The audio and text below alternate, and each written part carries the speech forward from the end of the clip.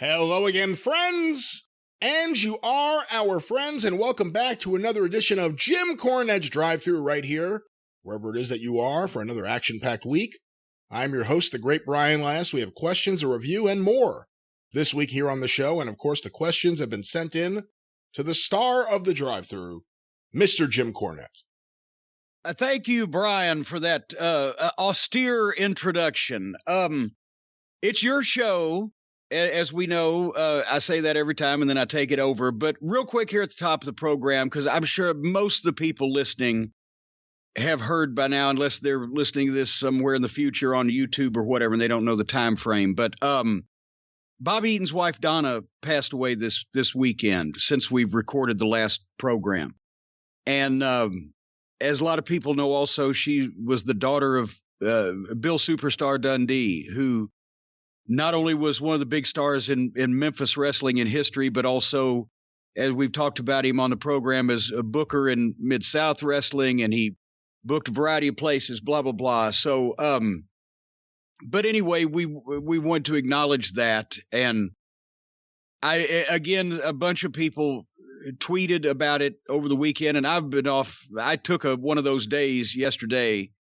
That's why the program may be a little late with all the scheduling things that I've had going on. The plumber canceled, etc. Blah blah blah.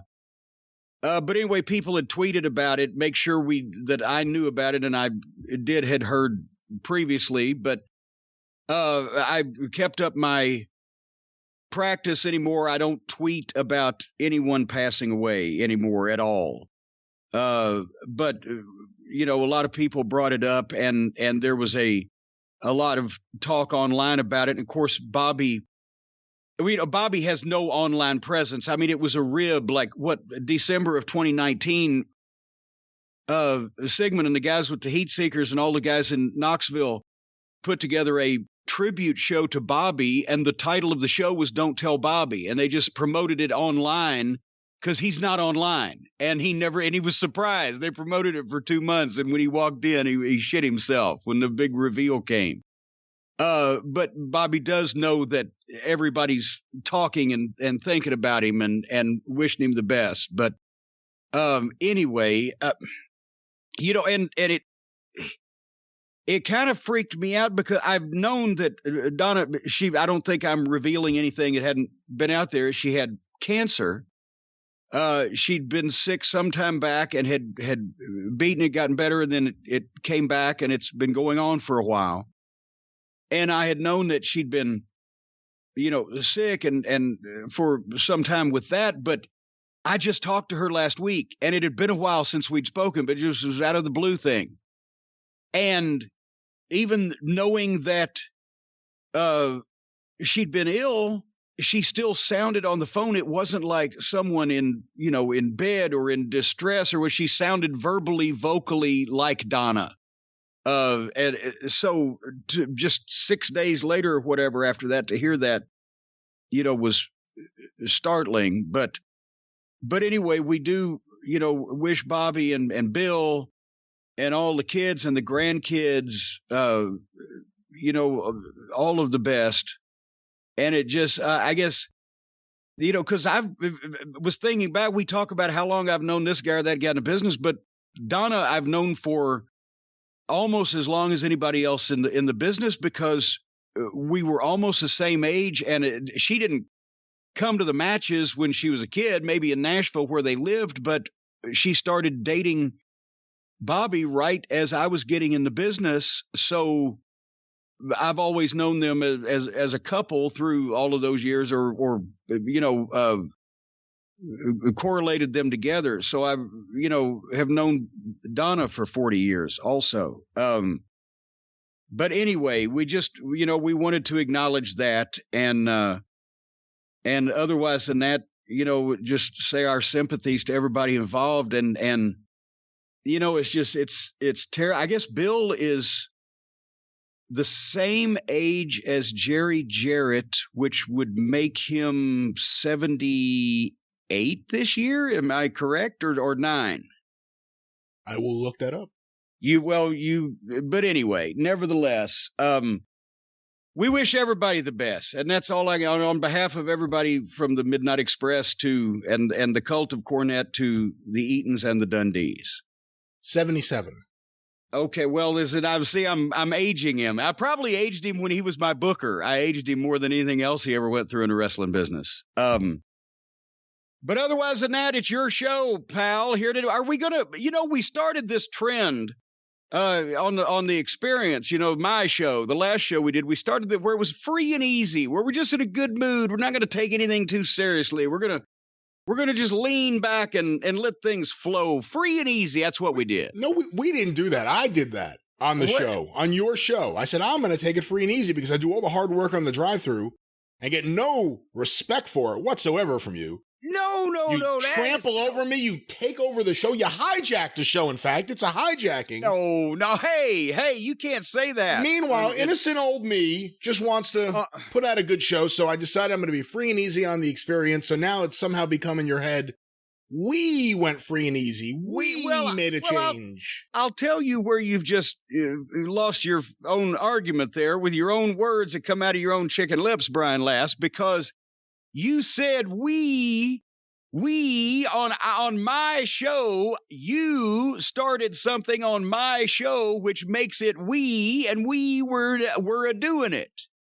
Are you saying I am adopting and co-opting and adaptationing all of the material on my program has to go through me, therefore I had a part of it. I don't believe this. Stephen P. New, are you listening? Are you saying, Mr. Jim Cornette, that you are taking my intellectual property because it was created on this show? You now own Free and Easy? I'm saying that I'm Don Henley and Glenn Fry rolled up into one, and what you are is Fingers Felder, motherfucker. He won the case. Fingers Felder won the lawsuit and got all the money. What? No, huh? He won. I didn't remember that. Who was the lawyer for Henley and Fry? Stephen P. New? Michael Avenatti.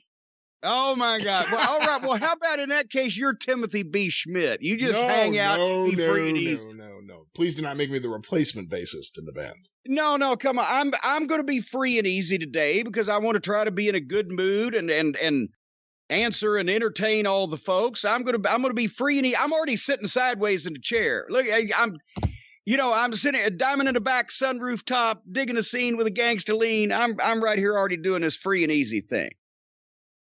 Just go ahead with your programming. Well, here on the show, I guess we will skip past all the nature updates and go right to the wrestling, which is there has been none. Because it's 95 degrees with 80% humidity here in Kentucky. They're all huddled up in their little shady little nests that they built for themselves in the forest and out in the jungle. In the jungle. Welcome to the jungle, Brian. I saw the baby deer scamper over to the creek and take a drink about 6:15 this morning before it got oppressively hot and humid. But otherwise, everybody's been staying in, including me. Harley doesn't even want to go outside and piss. Well, while you're staying in, I'm assuming you watch some All Elite Wrestling. That was Saturday night. Saturday night was all right until I started watching. No, actually, I didn't watch it until Monday. So that helped a little bit. What? The song wasn't Saturday Night's All Right for Fighting. Wait till Monday to watch. Saturday night's all right. Saturday night, but Monday's even better. Anyway, their Saturday night extravaganza. I will say it was. Now I don't know, what did the ratings do? Because I was going to say this was better than their Friday night shows. They at least stepped up their game when they went to prime time, but did the Saturday night at 8 p.m. that I said was a great time slot if something people want to see, and everybody else says, no, it sucks. What did it do for them? Reportedly, it did 649,000 viewers, which I think is see, there you go, the best audience they've had since they went off Wednesdays. There you see. You know what you ought to do? I would ask you to do this, but it would require you to do work. Go back a week or two ago on one of these programs where I said that Saturday night at 8 o'clock is a lot better than Friday night at 10 o'clock, and they better goddamn be up. And people were saying, oh, no, Saturday night is death. And I said, what about All in the Family? Saturday night at 8 o'clock. If you give people what they want to see, they will come out for it. That's why I expect my funeral to be the highest attended in the history of the state of Kentucky. Because it's going to be on a Saturday? No, because that's just what the people want to see. Anyway, music all in the family, though. That's like Tony Khan saying, we moved our pay-per-views to Sunday because of Ed Sullivan. Come on. Look at the ratings. It's a long time ago. It's a different world. Saturday night at 8 o'clock is good television real estate if you got something people want to see.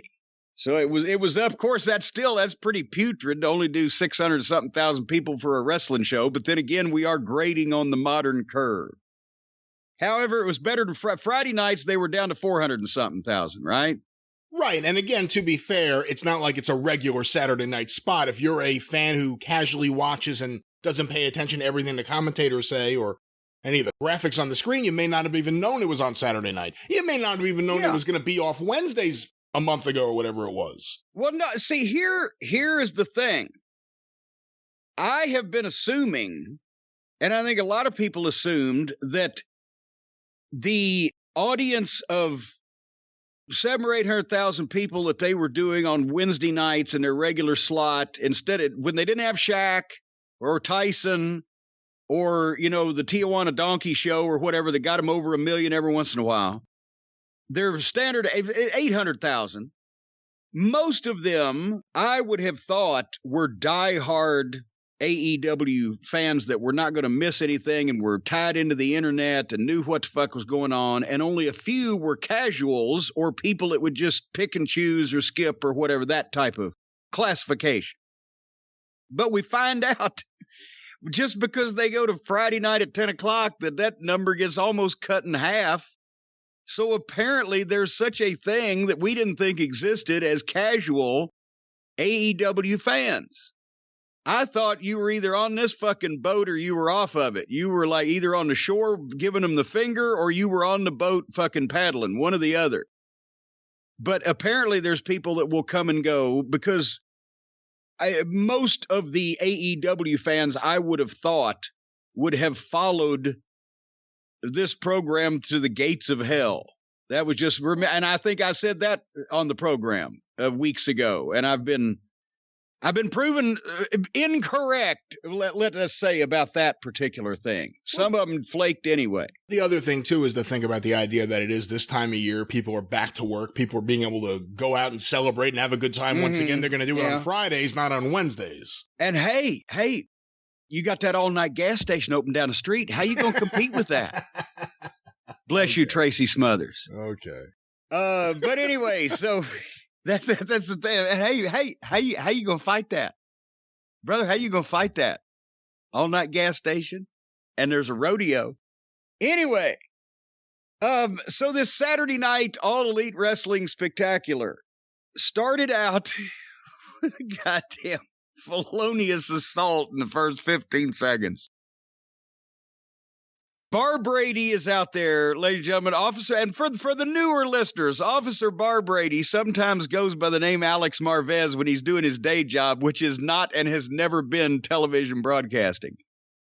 Bar Brady is with Sammy Guevara arriving in the parking lot, and he starts walking with Sammy, and by the time he asks him a question and Sammy gets ready to answer, they've walked past the front of a Greyhound bus, and there is Sean Spears with a chair crouched down, God damn it, and just wallops the fuck out of Sammy Guevara, and the camera just accidentally happened to catch it perfectly. 15 seconds into this live impromptu interview, how did fucking Spears know to be there? How did they know what the camera movement was going to be, which way he was going to walk? But boom. Wait. So wait a minute. So he fucking blasts him with the chair, and Bar Brady reacts by going, hey, and then immediately leaving, not saying anything else. You don't even hear him drop the microphone and run off. He disappears. He's never seen, even when the camera widens back out, he's gone. Spears sits down in the chair and talks to Sammy. There's nobody saying or doing anything. The cameraman is shooting it, and I know the rule in television news is shoot whatever happens. But that doesn't mean that the audio guy, the boom mic guy, the production assistant has got the clipboard, it's checking that particular promo off the goddamn pre-tape sheet. There's a bystander in the parking lot. There's nobody said a fucking word about this. Help me. You know, Gene Okerlund was over the top at times. And sometimes you'd put him in a ridiculous situation. He was over the top. He never felt as out of place or as... I mean, Alex Marvez can't do anything and seem real. Like, even the simple task of just running up to a guy in the parking lot. Everything he says seems like he was told to say it, and told what to do, and told how to act. He's awful on camera. And you got to give up this experiment. I know he's friends with Tony. I know he's friends with Dave. But enough is enough. Alex Marvez is awful on the air. But and beyond that, it was silly. Just the idea. Sean Spears is just waiting there with that. He has a chair everywhere he goes. No one notices that guy with the fucking mohawk in the chair that's walking around everywhere. He's crouched in front of that Greyhound bus for the last 30 minutes. It's a hot day. Do you think he's sick? Hey, what's that weird guy doing? I don't know. Let's just watch him. Oh, now he's crouching. Okay, he is a weird guy. What the fuck? But that's also the thing is that every time they turn the camera on in the parking lot or in the backstage area, within seconds, a felonious assault happens right before our eyes. And one would think that people by now would have gotten the fucking point. If you see a camera or an announcer with a microphone ask you a question, fucking duck and fucking run. It's ridiculous. It's fans play writing wrestling shows where this happens just constantly. And if you can't come up with a way to get video that doesn't look like that you have contrived the entire situation, then it's not going to fucking draw you any money in wrestling anyway. And we've talked about everything from security camera footage to which is everywhere now. There's goddamn television shows based on body cams, dash cams, security cams, whatever the fuck. There's a way to get shit on camera. But I mean, 30 years ago, the Thrill Seekers thing in the parking lot, Storm and Jericho, they were involved in this. Jericho got his head slammed in a fucking, the boot of a car, as they say, over in the British Isles. He ought to know how to do it. Remember that with Hildebrand. And the fake, you saw it. The fake bodies, it was well done, right? Yes, because now we're talking past some of the younger folks. The Heavenly Bodies needed to attack Lance Storm and Chris Jericho in a parking lot to set up the big return of the bodies from the WWF Smoky Mountain Wrestling and Night of the Legends and all that week where they were going to face the Thrill Seekers, Storm and Jericho. But we had to shoot it a month out to put it on TV, and I didn't have the Heavenly Bodies, so I had Rex King and Steve Dahl, well done, dress up in body stockings and fucking ski masks like they were perpetrating a crime. But then, since heels can never be real smart criminals, I drove them up in my personal car that all the fans saw me driving to the shows and fucking jumped out myself also, because I was on the scene.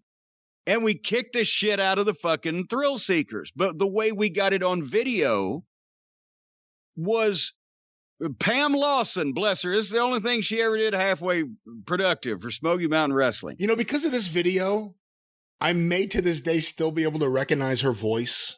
Yes, get somebody.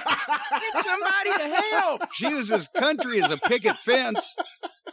But basically, we had the commentators on television throw to this piece of videotape that we obtained from a fan, ladies and gentlemen, who was out in the parking lot earlier today trying to get autographs from some of the wrestlers. And let's go to this footage of what happened.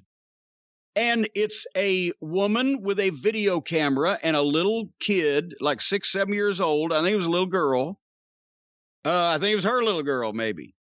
And they're going up to Brian Hildebrand, referee Mark Curtis, who's getting out of his car at the back of the arena to get his autograph. That's the referee. And she's shooting it on video, right? And then suddenly a car screeches up and the camera swerves around and there's Storm and Jericho are getting their shit out of their trunk of their car. But here comes the fucking tag team and Cornette. It must be the Heavenly Bodies. And boom, and she's screaming, and Brian runs over there because he's a man. He's a referee. He's supposed to do something, and he gets knocked on his ass. The reason why I had her shooting it and a little child is because nobody would expect a young woman with a kid to go try to interfere physically. But if it was some fucking adult college-age guy, everybody at home would be sitting there going, well, why don't you fucking help, motherfucker? And that's distracting people. So we sat, and she gets the video, and we fucking leave them laying, and we jump in the car, and we fucking drove off. And then the camera's shaky, and there you go. And that could happen.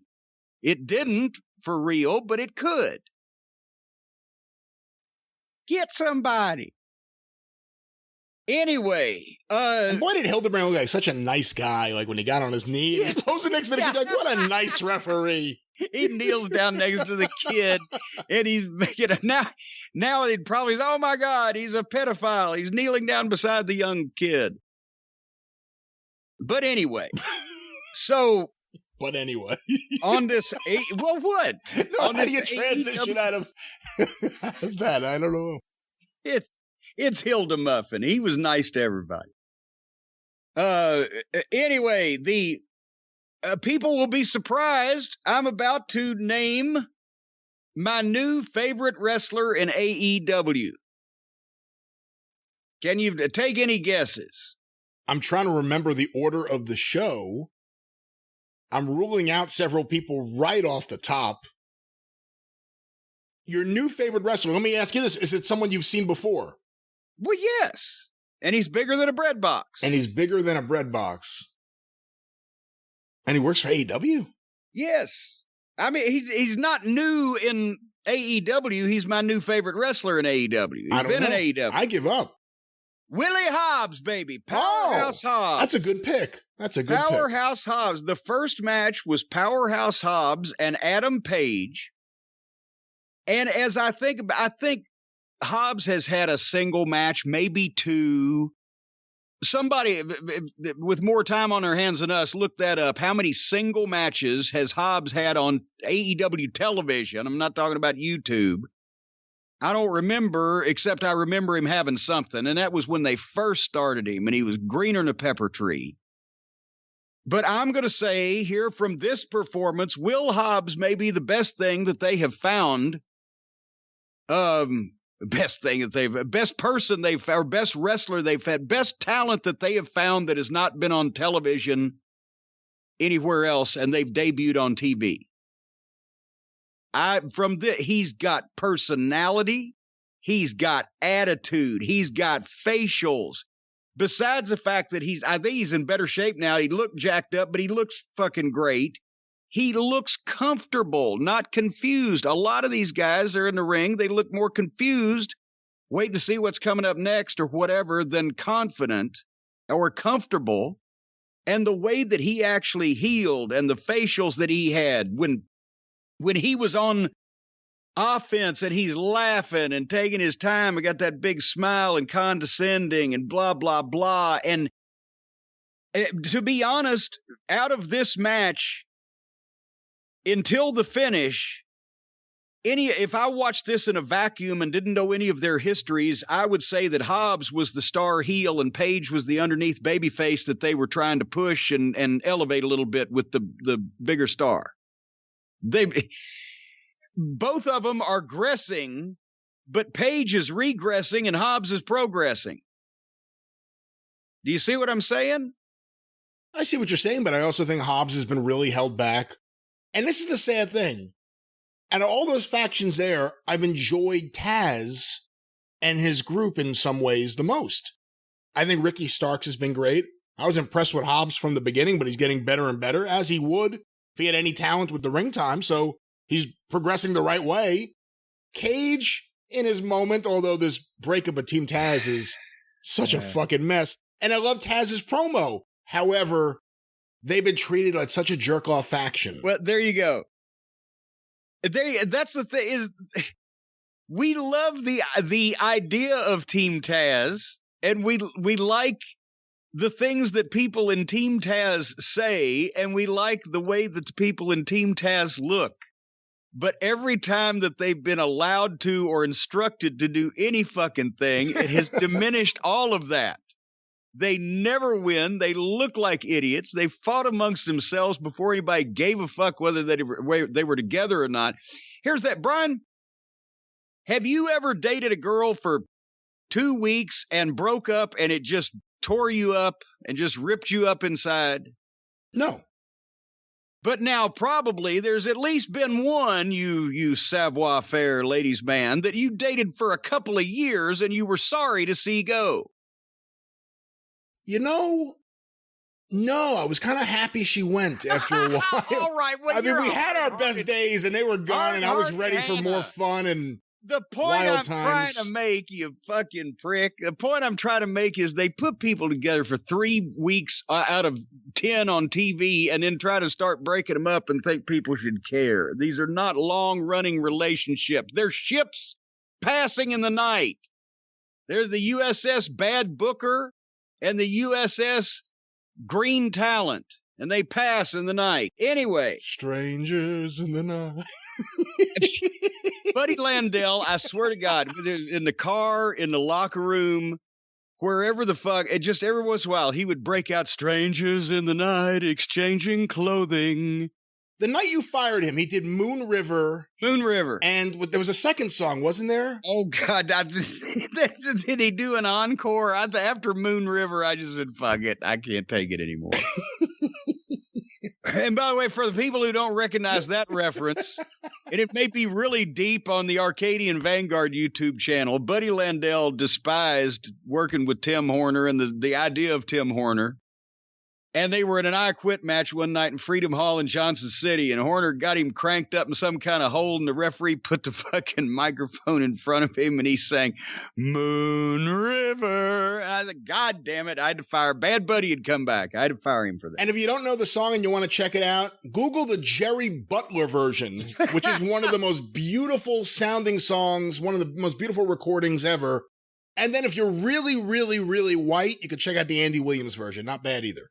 If Andy Williams is still alive, ladies and gentlemen. All right, can we get back to Powerhouse Hobbs? Is he going to sing Moon River? I don't know. Are they going to feud Hobbs with Cage? Is that where we're going? No, hold on. Anyway, we've established that we said Team Taz was just ineffectual. Feckless, I believe, is a word that describes Team Taz. And that's the thing. Everybody says Starks can talk and work. Taz can't work anymore, but injuries, but he can talk. Cage looks good. And fucking Hobbs here. Mr. Hobbs. Taz is actually my favorite commentator in AEW. I think I enjoy him more than anyone else. Yeah. He's mastered the art of being a sports announcer and applying it to wrestling more than most.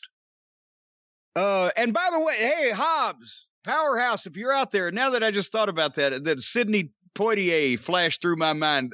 Every time he does an interview, Powerhouse, he ought to say, you call me Mr. Hobbs.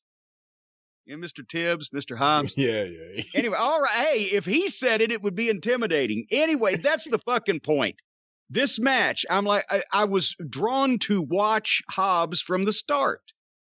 And when he starts taking over, because obviously, Paige wants to portray him in this match as a powerhouse and a monster.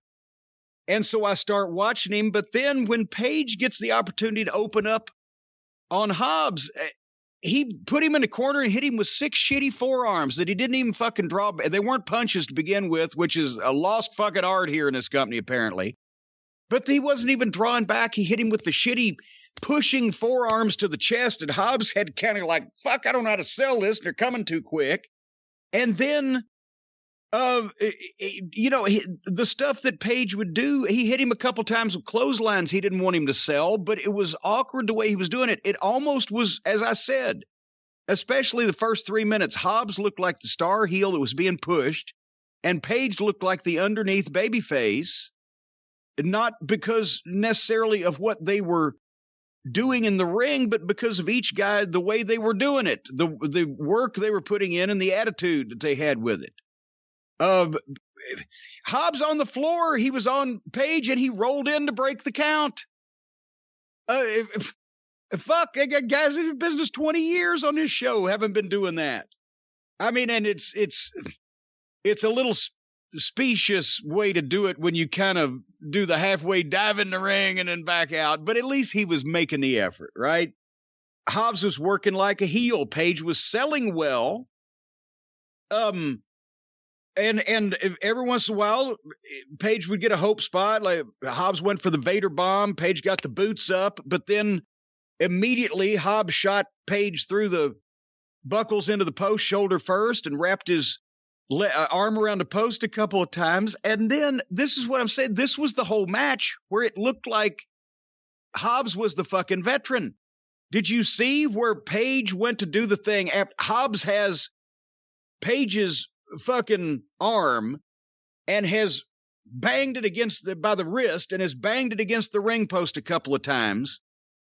But now they're going to do the thing where Page reverses it and he's got Hobbs's arm and he jerks him real fast and Hobbs goes face first into the post.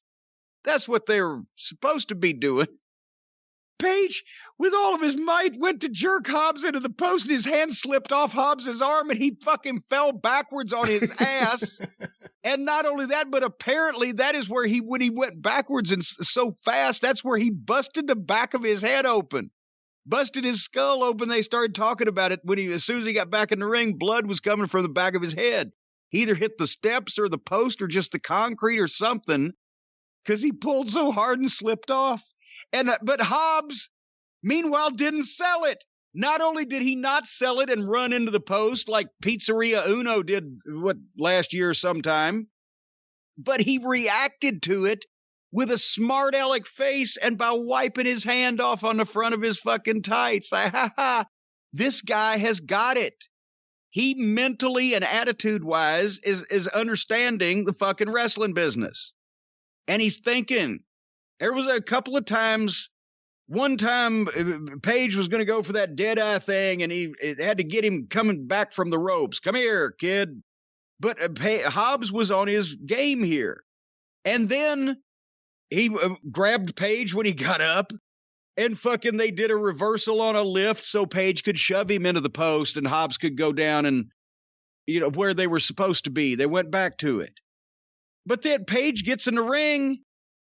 And he did, possibly because he'd concussed himself, and he bleeds in every goddamn television appearance. Every match it's like now. Abdullah the Butcher and Adam Page. Guaranteed blood night, but he doesn't mean to. Where Jelly busted him open 2 different places. Twice, a couple weeks ago, didn't he? That's right. Front and back. God damn, this fucking luck of this guy. But when he got in the ring, it was a lackluster comeback. Awkward, big kicks. A clothesline, they did the crossbody, kind of a tope dive. And he hit that moonsault body block, which looked very good. Boom, and got a 2 count. And then they started overstaying their welcome. Because at that point, then you started seeing a couple of places where Hobbs may be a little still green. And also just the stuff they were doing, it wasn't that fucking thrilling or compelling that they needed to be doing it. It was starting to get awkward. I'm not saying for a long period of time, but they started going downhill a little bit. And then suddenly, God damn it, every match on this television not only has to have multiple run-ins, but also they all have to just happen simultaneously like dropping shit on a plate. Right? It's not like, here's your fucking bacon, here's your eggs, here's your hash browns. It's like, plop, here's your fucking gruel. So Starks and Hook run out. And Starks has Brian Cage's belt, but he's going to do something. But before he even gets to the ring, they're on the ramp. Brian Cage is out and rips the fucking suit off of Ricky Starks. And then they all ran to the back. And just like, almost like here come the fucking midgets in the circus, right? And then they're gone again. And then Page went for the buckshot. And God damn it, they had a star-making moment here and a fucking reason for it. But because it wasn't called ahead of time, They didn't do it. When the Merry Minions had all done their fucking Keystone Cops falderall and run off in 15 seconds, Page went for the buckshot lariat, flipped over the top, landed on his feet in the ring, went for that clothesline, and Hobbs turned it into a fucking spine buster, and it looked beautiful, and it got a pop. 1, 2, and he kicked out. If that had been the finish, it wouldn't have done a goddamn thing wrong to Adam Page that he hadn't already done to himself or the booking hadn't done to him. And it would have fucking made Powerhouse Hobbs. That was the right spot for that. And then they did a couple. What? I was going to say, but who is there that would actually be able to call that audible? Nobody. Actually, that should have been if you envisioned a finish, that move, that should have been the fucking finish. Either they shouldn't have done it. I think so too. I agree. My God, if you're okay, let me hear this run over by the talent. Page is going to fucking do a fucking full flip over the top rope into the ring to go for his finish, but fucking Hobbs is going to pick him up for a goddamn power slam and plant him flat in the middle of the ring. If you do that right, that's a fucking finish. And, but anyway, that would have been wonderful right there, and it wouldn't have hurt Page. It would have got Hobbs over, but they didn't do that. Instead, they did some more things, and then Page hit a regular old clothesline, and then picked that big giant guy up with that dead eye and dropped him on his head 1, 2, 3, and it was flat. Wrong guy won. So, but I love Will Hobbs, because instead of, remember, they brought him out as a babyface with an incredible backstory of his brother being murdered, et cetera, and he was a babyface for 3 weeks, and he was a surprise addition to, maybe not even 3 weeks, surprise addition to Team Taz by turning on somebody and hitting him with a chair before he'd ever had a match, I think, or maybe just one. And then he's been one of the miscellaneous guys in these multiple man matches with some of these goddamn cartwheeling circus clowns, or been just in this feckless group. But if you put a spotlight on that guy with, he's obviously been working hard. He is better than he should be at this point in his professional career, but not with doing, I'm not saying not with doing, not just with doing moves, but the attitude he has and the way he looks more comfortable, and you can see he's getting it. And Page has never looked worse. You know, I was going to say, obviously, Page is a long-term priority for AEW from the moment they started. We thought that. And I think in their minds, their twisted minds, they still think that. However, in another time, in almost any territory or anything, nothing against Page in this way, but the reality is, Hobbs is the one you'd see here in the match and think, this guy's going to be a star. I should do something with him. But it's not going to be that way. Well, yeah, and also if you had any experience watching the progression or regression of guys, you would know that Page was more attractive as a top main event star to the people, to the company, to business, to whatever, when he started on the program than he is now. He was the cool cowboy shit doing guy that drank beer and did that flip over the top and he hadn't got any new moves. He hadn't gone away and learned a new move, as JR might instruct him to sometime. He has not gone away and learned a new move. He's got all the same moves, but now instead of being in main event programs, he's goddamn surrounded by the worst looking crew of miscellaneous, interchangeable job guys in the dork order. And he is floundering. He's gone through successions where he was a sad, depressed, unreliable drunk into, sometimes he still drinks, but more often than not, he's taking the comedy children to get ice cream while riding a lawnmower. And every once in a while, he beats somebody on TV.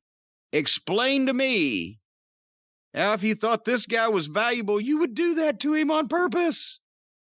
But hey, I'm just being free and easy. All right. What was next on the show? See, now I've brought you down too. I'm easy, baby. I'm diamond in the back, sunroof top, digging the scene with the gangster lean. Ooh. Well, next was the Cucamonga Kids and Brandon Cutlet, that bland, undercooked piece of white meat. Did you see that Balding Buck is now wearing a nose ring?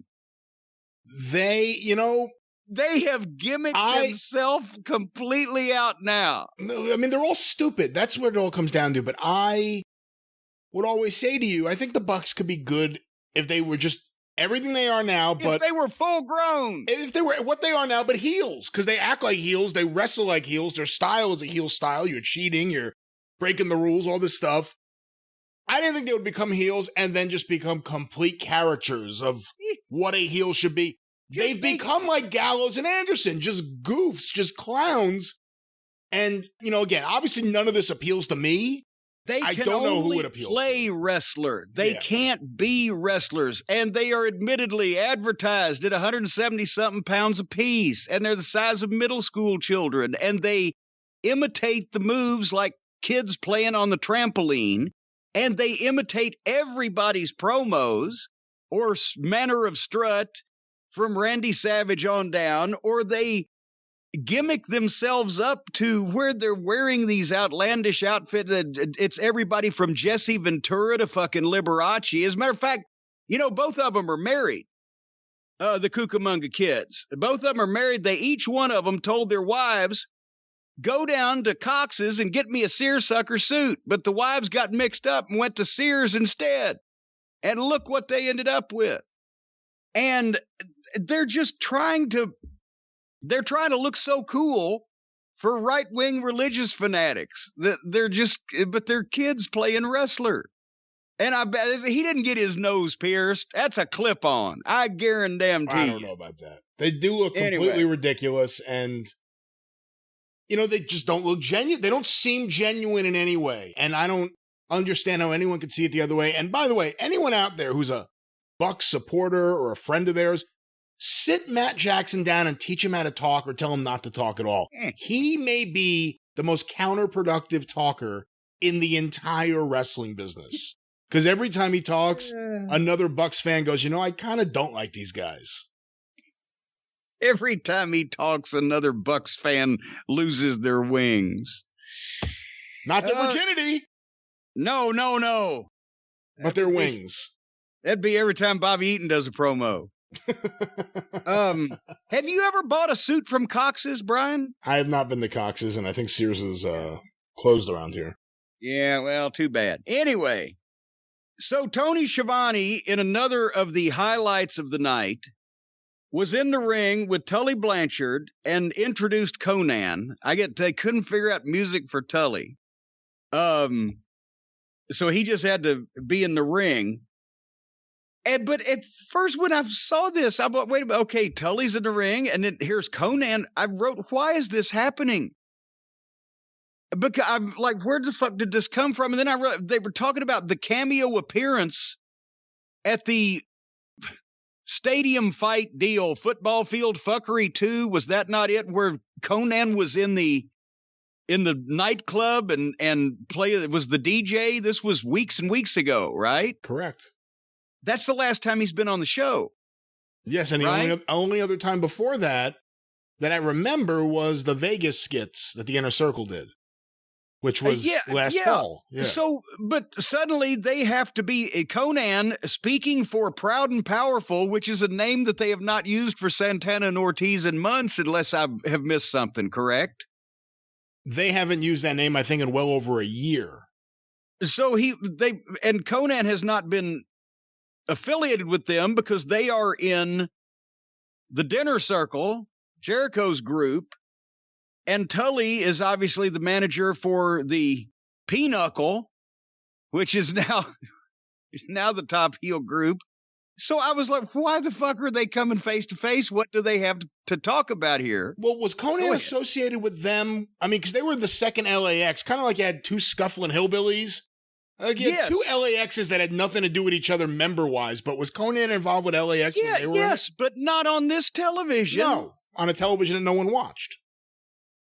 But anyway, So the point is, I said, why the fuck is this happening? Remember, like at Always Sunny in Philadelphia, they would have scenes where somebody would say, what is happening?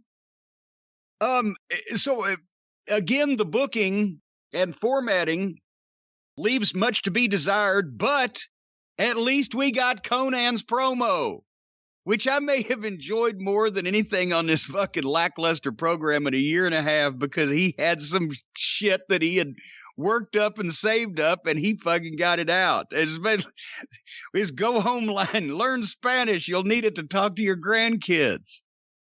But just the where the men are men and the sheep are scared. I mean, it's some old Southern shit, and then Conan's witty shit, and then the fucking poor Tully. He didn't get in any way personal. He just had threatened to have Conan beaten up. I don't know whether they just said call it in the ring, and Tully was not ready for the onslaught. But he lost that fucking debate, you know. I don't know how you score it, but I would say whatever to owe. So I enjoyed fucking Conan, but his promo, if we could have just not seen them come to the ring or not had any dwelling on why that they shouldn't be having this face-to-face, and they had just played the promo before anybody walked out, it was the best thing on the show. But then it goes back to fucking stupid again, because they made goddamn Tully threatened to call out his boys and just kick the shit out of Conan and leave him laying there broke, busted, and disgusted. But Conan said, no, because I got my guys ready, and I've got, fucking here they come. And what is supposedly Santana and Ortiz is obviously two flat-footed white boys in tracksuits and fucking bandanas and baseball caps. They were covered from head to toe, and it's obviously not Conan's guys. Besides, even if you could say, okay, they mugged him in the back and grabbed their clothing and stole their identity, that's when fucking Tully says, wait a minute, look at this video. And it's Santana and Ortiz on the screen in the back, laid out with shit laying on top of them, groaning. And they're dressed as themselves. And then Conan turns around and realizes that these two guys that aren't even dressed like his motherfuckers the last time he saw them in this building. Do you see what I'm getting at here? And they jump Conan and give him a spike pile driver with all the health issues he's had. How much is anybody going to threaten to stab FTR and Tully Blanchard? Are they going to get that much heat for spike pile driving Conan, even if they are fantastic workers, and Conan's going to take that bump when he's had everything in his body replaced? How much heat are they going to get for that? They're not going to get any heat. And why did they make Conan? Poor Conan comes out there and gives them a little promo class in the fucking 90 seconds they give him. And they've got to make him look like a goddamn maroon, an imbecile, when these two guys that obviously aren't his guys come out, but he can't react to that until they reveal on the screen his two guys are complete fucking phonies and are laying there on purpose in the back. So it's a nice promo for a very flimsy reason that is put on the program and ends with a goddamn ridiculously phony angle. Your thoughts? I'm going to be in the minority. I didn't like the promo, and I know everyone else did. But I'm not a fan of Conan as a talker at all, and never have been. You didn't like that material on this program? I thought it was lame. I thought it was, when you repeat material I've heard before, I think it's lame. But at least you knew it was his. It wasn't these guys memorizing this shit and going out and fucking telling it with a goddamn blank hostage look on their face. I wasn't crazy about it. With that said, another promo that just can't happen without an interruption. Someone has to interrupt almost every promo. The Bucks got away with a promo earlier. I can congratulate them. It's almost as if they were executive vice presidents over there. It's almost like they have some type of control over type of pull. Things. Put our matches on before the shitty stuff and make sure no one comes in during our bad promos. Sounds like they got the deal of the century. But, another beatdown. I'm done with the Inner Circle fucking pinnacle. I want to see FTR versus, I guess we call them Proud and Powerful again. I would just like them to have a match. Just have a match. just a regular tag team match. No interference or minimal managerial interference that makes sense. A finish. And we all move on with our lives. I gotta be honest. This is like the week. It's been coming the last several weeks. I'm just like done with AEW. I don't enjoy it at all. Oh, no. No. I used to be able to at least have a perverse joy in watching the really, really awful shit. But these shows are awful to get through, and he's featuring more and more of just the worst people. And I don't think Tony Khan has any idea what the fuck he's doing, no matter how much he's scripted out as a kid playing with himself in his bedroom.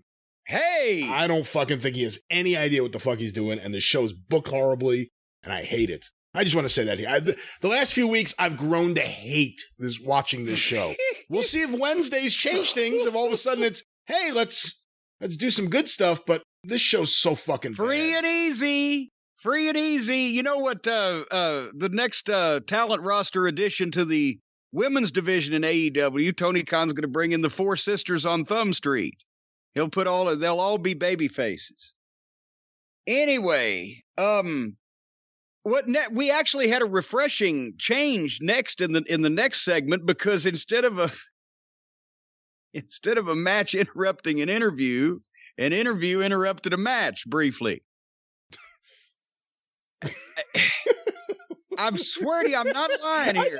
It's ridiculous. I'm not lying. It's every segment.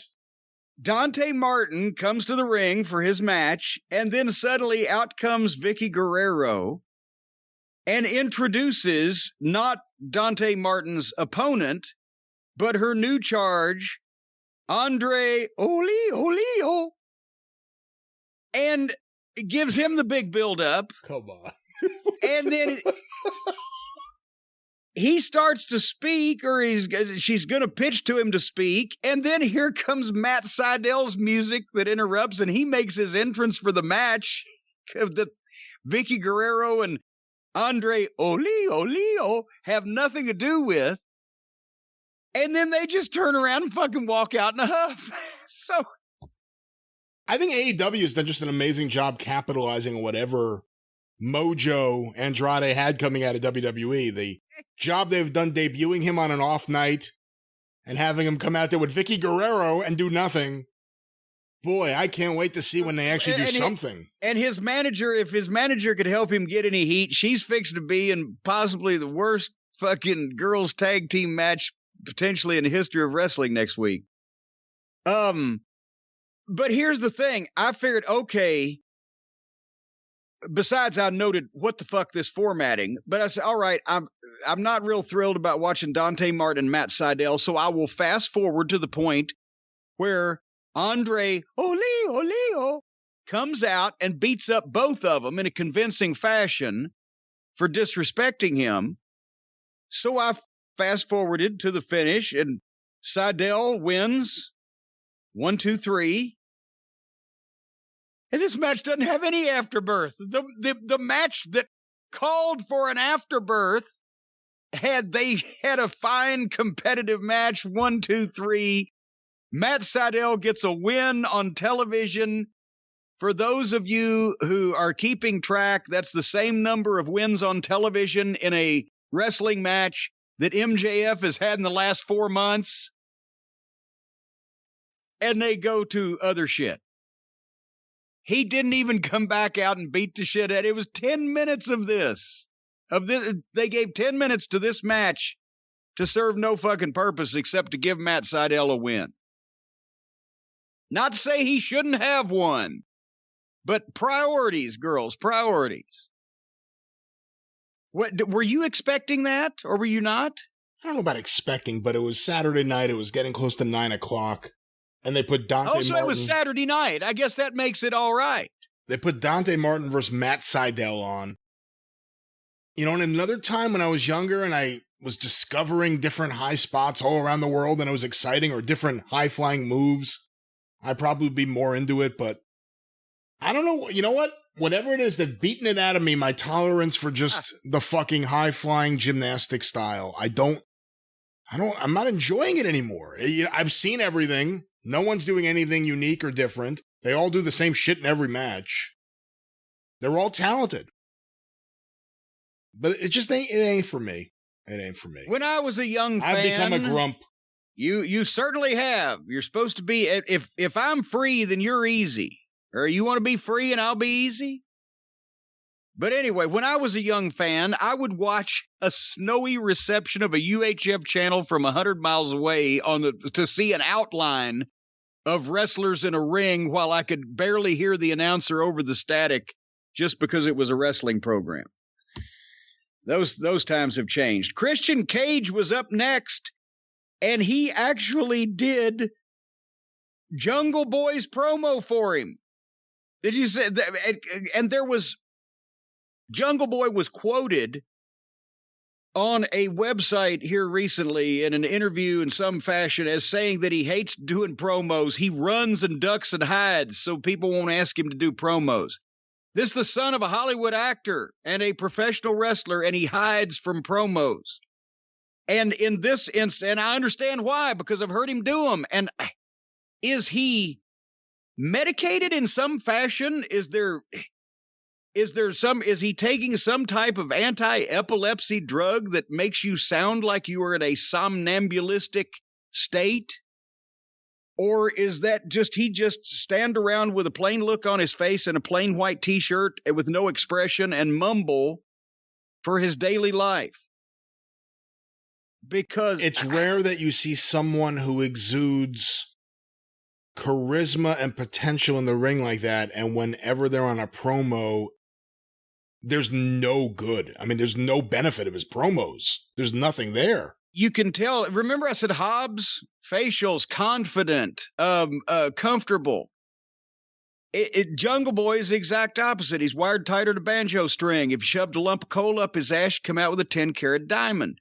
He's obviously not an over-the-top personality to begin with, and he's not comfortable on television, and they either need to get him comfortable or he needs to figure out a way to do a promo that just as a normal person, things have been done to him that would make the normal person fairly mad and potentially even violent, and he needs to be able to portray that verbally and physically. Things that make him mad, like being put with Marco Stunt in a tag team. Yeah, there you go.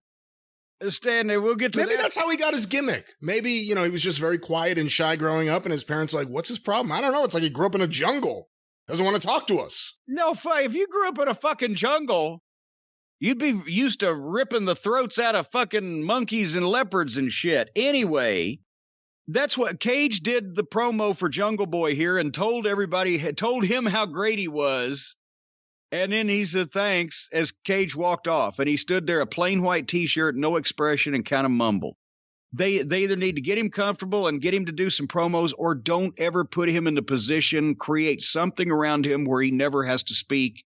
But then you're limited with what you can do. But it will hurt him worse if he speaks continually like this than it will if he was never to speak. I think actually him being a mute or not speaking is appropriate and actually Jungle works Boy. For him. Yeah, maybe he's Jungle Boy. They should have never revealed that he could speak English. Because you would believe, then he was raised by the animals in the jungle. And whatever his gimmick is, outside of the ring, I'm sure a white Hanes t-shirt isn't the look. Like, there has to be something else he could wear during these promos. He's such a good-looking guy. He's got to be a pussy magnet. Oh, you didn't see who? I mean, not to talk gossip, and you didn't hear this from me. What? But there's a picture going around after, I guess, to celebrate his title match, or whatever, for whatever reason, in the parking lot of Daly's place. Jungle Boy making out with, we assume his girlfriend now, the very beautiful Anna Jay. Oh, good Lord. All right, never mind. He won't be a pussy magnet now. And I'll give Colt Cabana credit because he cracked me up a little bit when he retweeted it. He goes, Anna Jay's recruiting for the Dark Order. And I said, all right, that's funny. Well, at least they're not heels anymore. No. So that it's not breaking kayfabe, but okay. But and then again, they can't help but being counterproductive. What top babyface pussy magnet in the territory days not tweeted out because it didn't exist, but publicized pictures of them with a wife or a girlfriend and negated every bit of the push that they would get from the promoters trying to get the girls to come to the fucking matches on a theory that they might be as Flair used to say, you can't be first, but you might be next. The people in the audience of these AEW shows thinking they may be next with Jungle Boy. I don't know how many women there are thinking that. So I think he's safe. Christ. I think he's safe. Anyway, it just, that's. So, and congratulations. Good for him. Well, fuck. Just, and in that locker room filled with big muscle heads and fucking international wrestling stars. You know what? Anna Jay is very attractive. I'm glad she ended up with the young, rich Hollywood scion. Now that's exactly why Jungle Boy looks different. He looks like a goddamn regular fucking guy. But anyway, don't, Anna Jay, stay off of him in public. Don't kill the kid's fucking career. The fucking girls won't want to fuck him. As soon as y'all figure out a way to get the girls to come back to this sinking ship. Anyway, Mark Sterling and Jane Cargill sold some T-shirts. Why are they doing this? Is it just that they're like, we're just going to leave her in class for however many more weeks and not really let her press her luck wrestling? But why this phony stuff that's obviously phony, again, that bears no... The heel manager is the one who is supposed to cut the promo of all bullshit about how great the heel is, but it's supposed to be something that he could really believe and or think that he could put over on the fans. And this is obviously just scripted falderall about all of her sponsors and 10% off and all this stuff. What do you think? She's your girl. Couple things. One, I agree with you about these segments. Although Mark Sterling can talk, and he does come across a bit hokey, like over the top, not realistic, but at least he does show some talent on the mic. I wish he wasn't that silly. You know, not every vignette you do for someone is effective or right, because I think a lot of people need like little things every week just to show you who they are or where they are or what they're doing. But these Jade ones, I don't think have helped her at all in any way. And the other note I'm going to say, I was surprised to see this. Rip Rogers tweeted out that he worked with Jade before she went to AEW, apparently. She went to work with him and he put her over. Yeah, that may be why that she is halfway not falling apart in these live matches. It's just the live promo. I still say she's never been as entertaining as that first night when she busted in out of nowhere and was the modern day equivalent of Big Mama. I've looked for you in cars and bars, and here you are. I still think that may be that and the Maki Ito segment are probably the two greatest segments in AEW history, just for a complete train wreck that I had to watch about 50 times. Well, speaking of which, complete train wrecks, but not one that I had to watch 50 times. Okay, now Bar Brady is in the back with MJF and Wardlow and Shawn Spears. And the first part of this was wonderful because Wardlow nor Spears, either one spoke and shouldn't. And MJF did a great heel promo and dug in on Dean Malenko.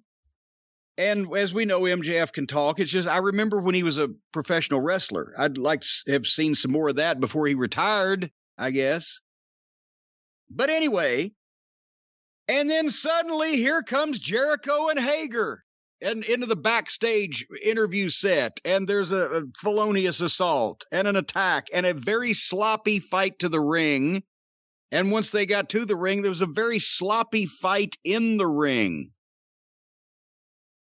I don't know what's going on with all these guys. I've seen style clashes in matches where two guys just came from completely different backgrounds and had different styles and it just didn't mesh. But I've never seen a fucking style clash on a goddamn schmoz angle fight with 5 different guys. But none of this fucking looked very good. Was I missing something that made this a great, exciting, big fucking angle fight? Or were they just fucking staggering to the ring and then staggering when they got there? It was all silly. It appears they're trying hard to make Sammy the real breakout character here. I don't think they're doing it right. It's coming across as forced. Anything Jericho touches turns to shit. That should be the name of his next book.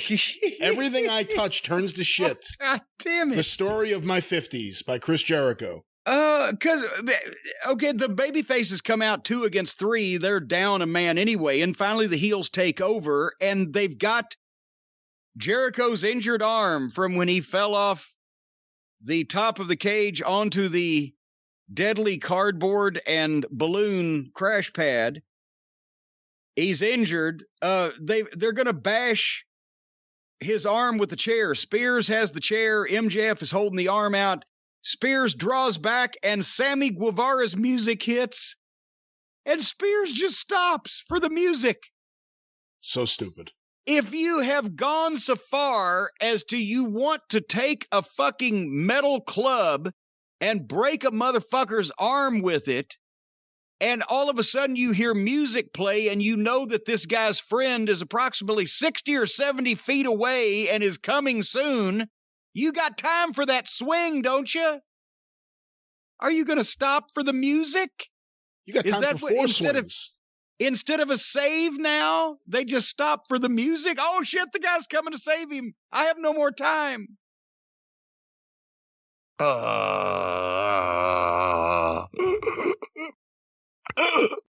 So anyway, you okay over there?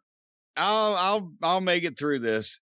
Sammy hits the ring, makes a big comeback. The heels powder. Sammy cuts promo on MJF. Wednesday night, Sammy Guevara versus MJF. I bet you that is somebody look up for us when the last time MJF had a single match on this television show was. It might not even have been this year. Well, they're determined to make it unwatchable, though. Did you hear the news? What? This Wednesday on AEW, Chris Jericho on commentary the whole night. Well, you know what? We can hope that he channels his inner 2-year-ago self. Remember when he started doing it when they went on the air and he was wonderful at that? No, it wasn't when they went on the air. It was the pandemic. It was when they went to Atlanta. Oh, okay. And he was great for the first couple weeks. And then, like everything else, it went to his head and he became unbearable and he was just screaming. And he became the worst commentator in wrestling within months after being great. And now he's back Wednesday night. Well, anyway. So next up was a Red Room promo. Remember the Red Room? Who did they used to put in the Red Room? Was it Moxley? No, it wasn't Moxley. He was in the parking lot or the bowels of the broom closet. Somebody was in. I think they put the Best Friends in the Red Room one time. Should have put them in the padded cell. Nevertheless, Blue Toe was in the Red Room. And he's praying. Because Blue Toe is apparently now a religious heel, God's favorite champion. He's holding a cross and thanking God and saying what he's going to do to people at the same time. It's different. It's not silly. If, you know, he's bringing it off like that he actually kind of believes it. So, you know, but is this what is he going to become a religious fanatic crusading against all of the people who do him wrong, or where's this going? This is another guy I'm getting fed up with because he came into the company and I told you this guy's got potential. I'm actually hopeful that taking the WWE handcuffs off, he'll do something interesting. They put him with the death that was Kip and Penelope. Awful, awful promos, bad comedy, bad segments. Empty video games. Empty cardboard box video games. And then, of course, the inclusion of Orange Cassidy and Chuck Taylor, the butler, into the mix. It was unbearable. And then it went away. Or as he was sometimes known, Buttle Chuck. It then went away. And all of a sudden, the guy I told you about was there. Here comes the monster, the Bulgarian brute. He was killing people in the ring. He was good on the mic. Yeah. And then the last 2 weeks, he comes out for the Penelope Ford match. Yeah. The bathroom break match on the show, you send out Miro. Yeah. And he's goofy on the, well, no, I shouldn't say goofy, but it's ridiculous. He's playing with the children again. He's being silly again. And then this, you know how he's effective? When you send him out there with a mic in front of the crowd and he just starts yelling at them and the wrestlers. He's really good at that. Because he really is off his fucking hoot, and he doesn't know what the fuck he's saying because it's his second language to begin with. And sometimes we get witticisms like, I'll come all over you like God's wrath. So, yes, I can see that, and then beat people up. Oh, yeah. For a couple weeks there, he had it, right? And then it was gone. Can you imagine? I mean, it's gone. Because it's happened with other people, too, in AEW. Imagine you watch for a few weeks and you see Miro and you're like, wow, this guy's great. You're new to the product or whatever, or you haven't watched. You watch for 2 weeks and you're like, wow, this guy's really interesting. By week 3, he may not be on the show, or he'll be in a tiny segment that's a minute and a half, and then you don't see him for the rest of the show, or he's in a segment that you wouldn't watch. They don't know how to go from week 1 to week 4 and not make you sick of someone, or use them effectively that you can't wait to see him again, and you get to see him. I agree with you. And then sometimes they just float away into the stratosphere. Who have they debuted that there's a few people I can think of. Ricky Starks. Who have they debuted who within a few appearances you're like, man, I'm sick of this guy? Everybody. Actually, I was turned off to Hobbs too until I saw this show and what he can do when they just leave him alone to be himself. But anybody that I really like, I don't know if it takes just 3 weeks, but they turned me off of everybody that I've FTR, MJF. They're non-entities. They were emasculated, marginalized, trivialized, and now you don't see them except for a group interview and a group fight to get the fucking egotistical Fozzie monster over. So I think everybody that debuts, I like them less as time goes on. Maybe Hobbs will be different. And just everything. I mean, I don't want to rant about everything, but just this Inner Circle fucking Pinnacle feud. Why should anyone care? Tell me why anyone should care right now. For real. I mean, if you're really trying to come up with a reason. Imagine week 1, Vader attacks Gorilla Monsoon. Right? Amazing angle. Yep. Imagine week 2, Shawn Michaels pisses in Vader's mouth on Raw. That's like the whole Inner Circle Pinnacle feud. We did something awful. Now we do something awful. Now we do something awful. It's just a bunch of idiots running around this building. And that's really the story of AEW. It's just a bunch of idiots running around this building. Well, I'll tell you what, and in Bluto's case, old Miro, at least he stays in good shape, Brian, because, it's important to stay in shape, especially when you play a professional athlete on television. But, these guys, they make a lot of money. He made some WWF money. He probably hasn't blown it all yet. That'll be a year or two down the road. So he probably has high-priced, expensive exercise and gym equipment in his home. But I know a way that other regular folks, just your run-of-the-mill average American citizens, not the Bulgarian Bluto, can have affordable and quality exercise equipment and programs in their own homes. Wow, they can? Yes, they can, and I'll tell you exactly how, folks, with our friends at EchelonFit.com. If you've been working too hard but not working out at all, and you want to get in shape but you don't have time to go to the gym, Echelon brings the gym to your home. So with instructors and a community of members and the exercise equipment, it's the affordable way to get the workout equipment, the workout community, and an instructor's motivation right at home where you need it. The fitness app provides thousands of live on-demand classes, great music. You can work out anytime, day or night. Pick your class, climb the leaderboard, cheer each other on. You can interact with people who are also improving their physical condition around the world. Track your workouts and progress, and they've got certified fitness instructors that really know how to get you moving, and a full range of affordable workout equipment, not this high-priced, high-tech stuff that breaks down all the time, but good quality, affordable workout equipment like stationary bikes, smart rowers, the auto-folding treadmill we've mentioned before. It will not fold up while you are on it. You don't have to worry about being crushed to death, but it folds up automatically. All connected with the Echelon experience, around-the-clock classes for the whole family. Get those little crumb-snatching rugrats up at 3 or 4 in the morning like a productive, motivated young children should, and get them working out. Because one membership covers a family of 5. But right now, here's the big deal. My listeners will get a special podcast offer from Echelon. For a limited time only, you can start your 30-day risk-free trial offer with Echelon's EX3 bike for just $1. A special risk-free offer for 30 days with the Echelon EX3 bike for only $1 to start out, plus free shipping. And the only way to get the offer is to go to Echelon Fit. That's ECHELON, EchelonFit.com/drive.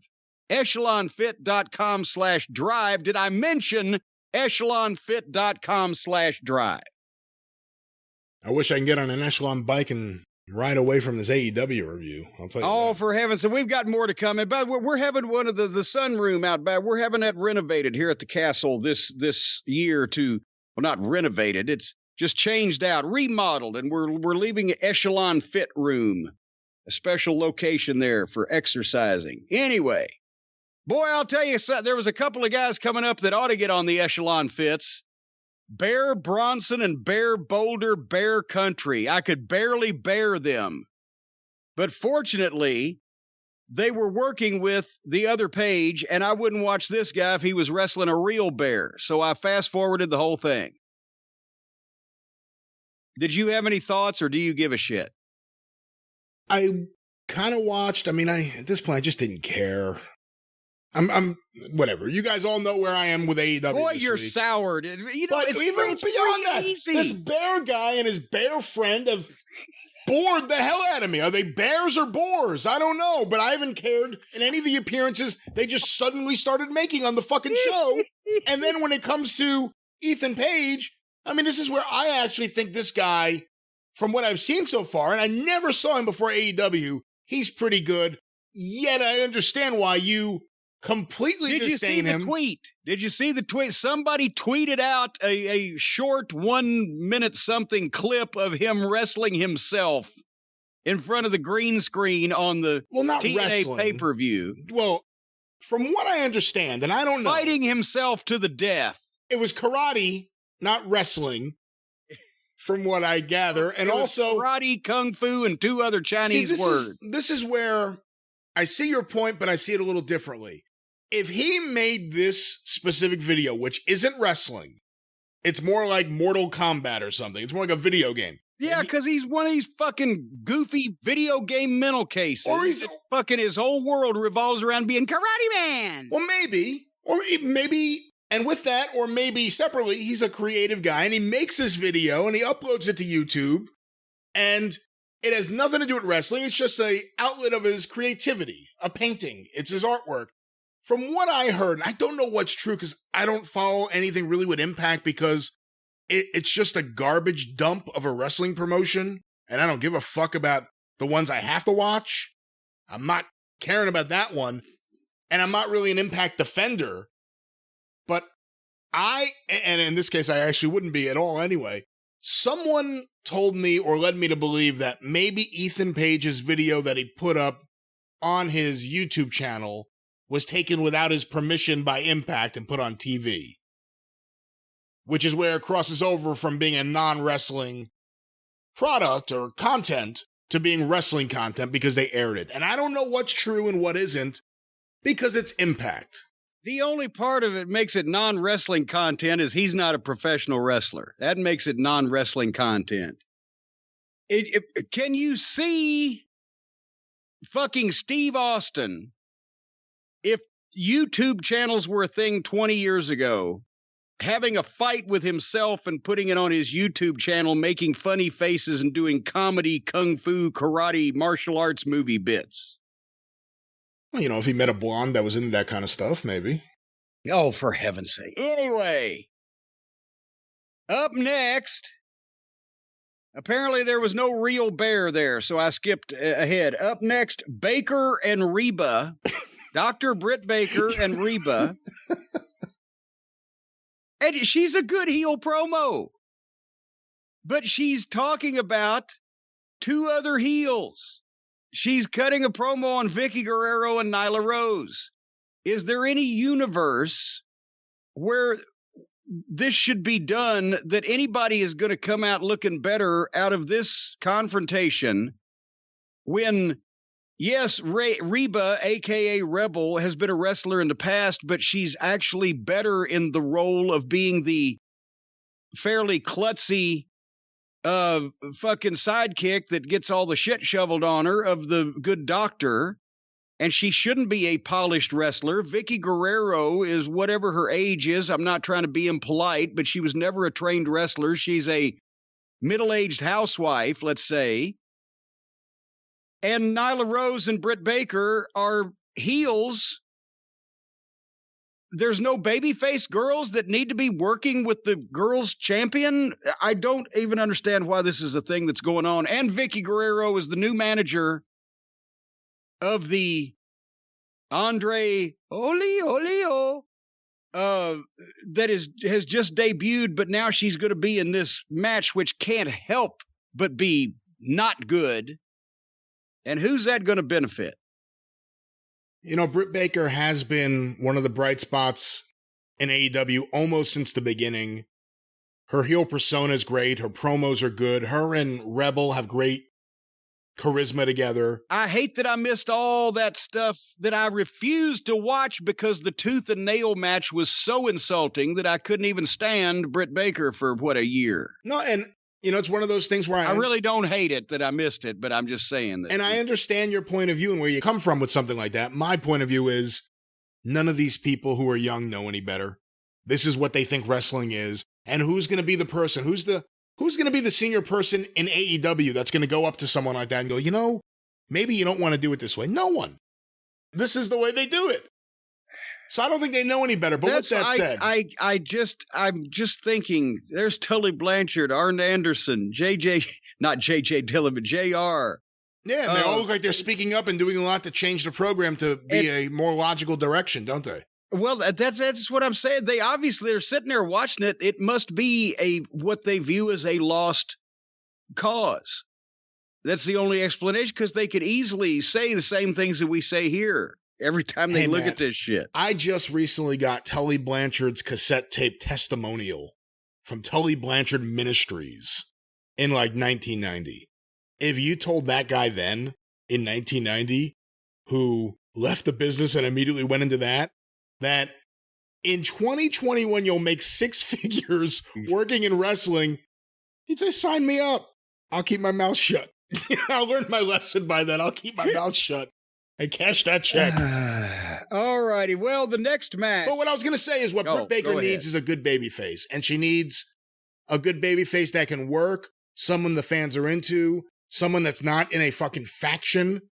And I never thought I would say this. Somebody that doesn't wear lace doilies around their wrists. Well, no, I never thought I would say this, but come back, Riho. No! I like Riho better than so many of these other people. I have to be honest. Riho entertains me. Please go, Riho. Go, Riho. But the next match, without Riho, was similar. It was the Bunny versus Chris Flatlander. Flatlander. And the Bunny had the Baker in her corner, and Flatlander had Pockets in his corner. And I've got to be honest with you, out of morbid curiosity, I watched this match because I want to know who's going to the hospital here. Because, good God, this was a wrestling school girls match and not a real good one. The Bunny is gorgeous. If she had a tag team that hadn't already been buried, or actually now the Butcher has gone away and now it's just the Baker. But you could use the Bunny as well as she can bump and as beautiful as she is. You could put her in the corner of a top guy and, you know, she'd be great with MJF. I'm sure he'd be creative enough to think of a bunch of things that she could do to fucking fit right in at ringside. But a job guy, what the fuck? And she don't need to be wrestling because she's too pretty to be wrestling, and she also wrestles like she's too pretty to wrestle. And Flatlander scares me every time she picks, because she's so much bigger and heavier and stronger than the rest of these girls, but she tries to do this shit. Did you see It was on AEW Botches on Twitter. She tried to give one girl a tombstone pile driver and dropped to her knees sideways instead of straight on because she was off balance. She's already come back from a knee injury that she got doing all that crazy shit. And her finish that she used here was a goddamn package pile driver. It looked like she dropped the bunny right on her fucking head. After, I should say this, it went through a break to begin with. The girls were fighting on the floor. Even the girls fight on the floor. And Flatlander gave the bunny a power slam on the floor. Nice running power slam, flat too, boom.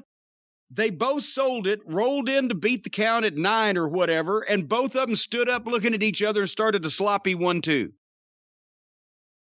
And then Flatlander screwed up some kind of Michinoku driver type of thing. It was a clump bump, and it went way long, and the bunny gave her a German suplex off the top rope and got a 2 count. And then the finish, the Baker jumps up to the apron to draw the referee, but he hasn't thought until he gets up onto the apron to get the brass knucks out of the pocket of his Baker's apron. So he's already up there drawing the referee and fumbling in his pocket. You have that in your hand when you get up there, right?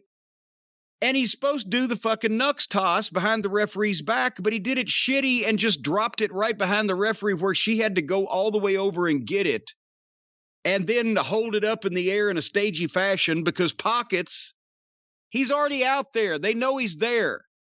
But everybody's completely quit looking at him. These are things that need to be figured in the finish, too. Why did everybody on the other team just stop looking at pockets and act like they wouldn't know he was there? He takes the knucks away from her, and then that's when Flatlander grabbed Bunny and turned her upside down and gave her the package pile driver on her head. So you've got girls trying to use brass knuckles. You've got pockets being involved in anything. That's always a detriment. The Baker is a lousy gimmick passer.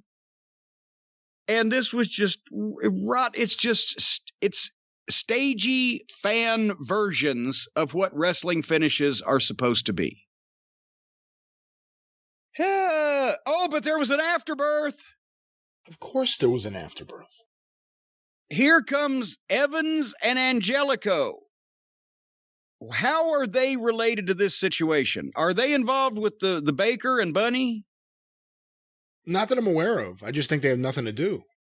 Okay, well, Evans and Angelico jumped in the ring, and together with the Baker, they beat up Pockets and got the knucks and nailed Pockets with the knucks. While this is going on, the girls completely disappeared. Not only the Bunny, who was affiliated with one of the guys that was doing all the damage, but Flatlander disappeared, who is the friend of the guy that was getting the shit kicked out of him. Also, the referee disappeared and was not seen anywhere while this afterbirth was going on. Nobody tried to help. So are we to believe that maybe the Bunny ran back to get reinforcements? Or not the Bunny, but the Flatlander ran back to get reinforcements? No, because we just never saw any of those people again. And they went to the break. So they just did an angle with job guys, which it just does more damage than it does help, because then if you're doing angles with the job guys, then everything's a fucking angle and nothing stands out.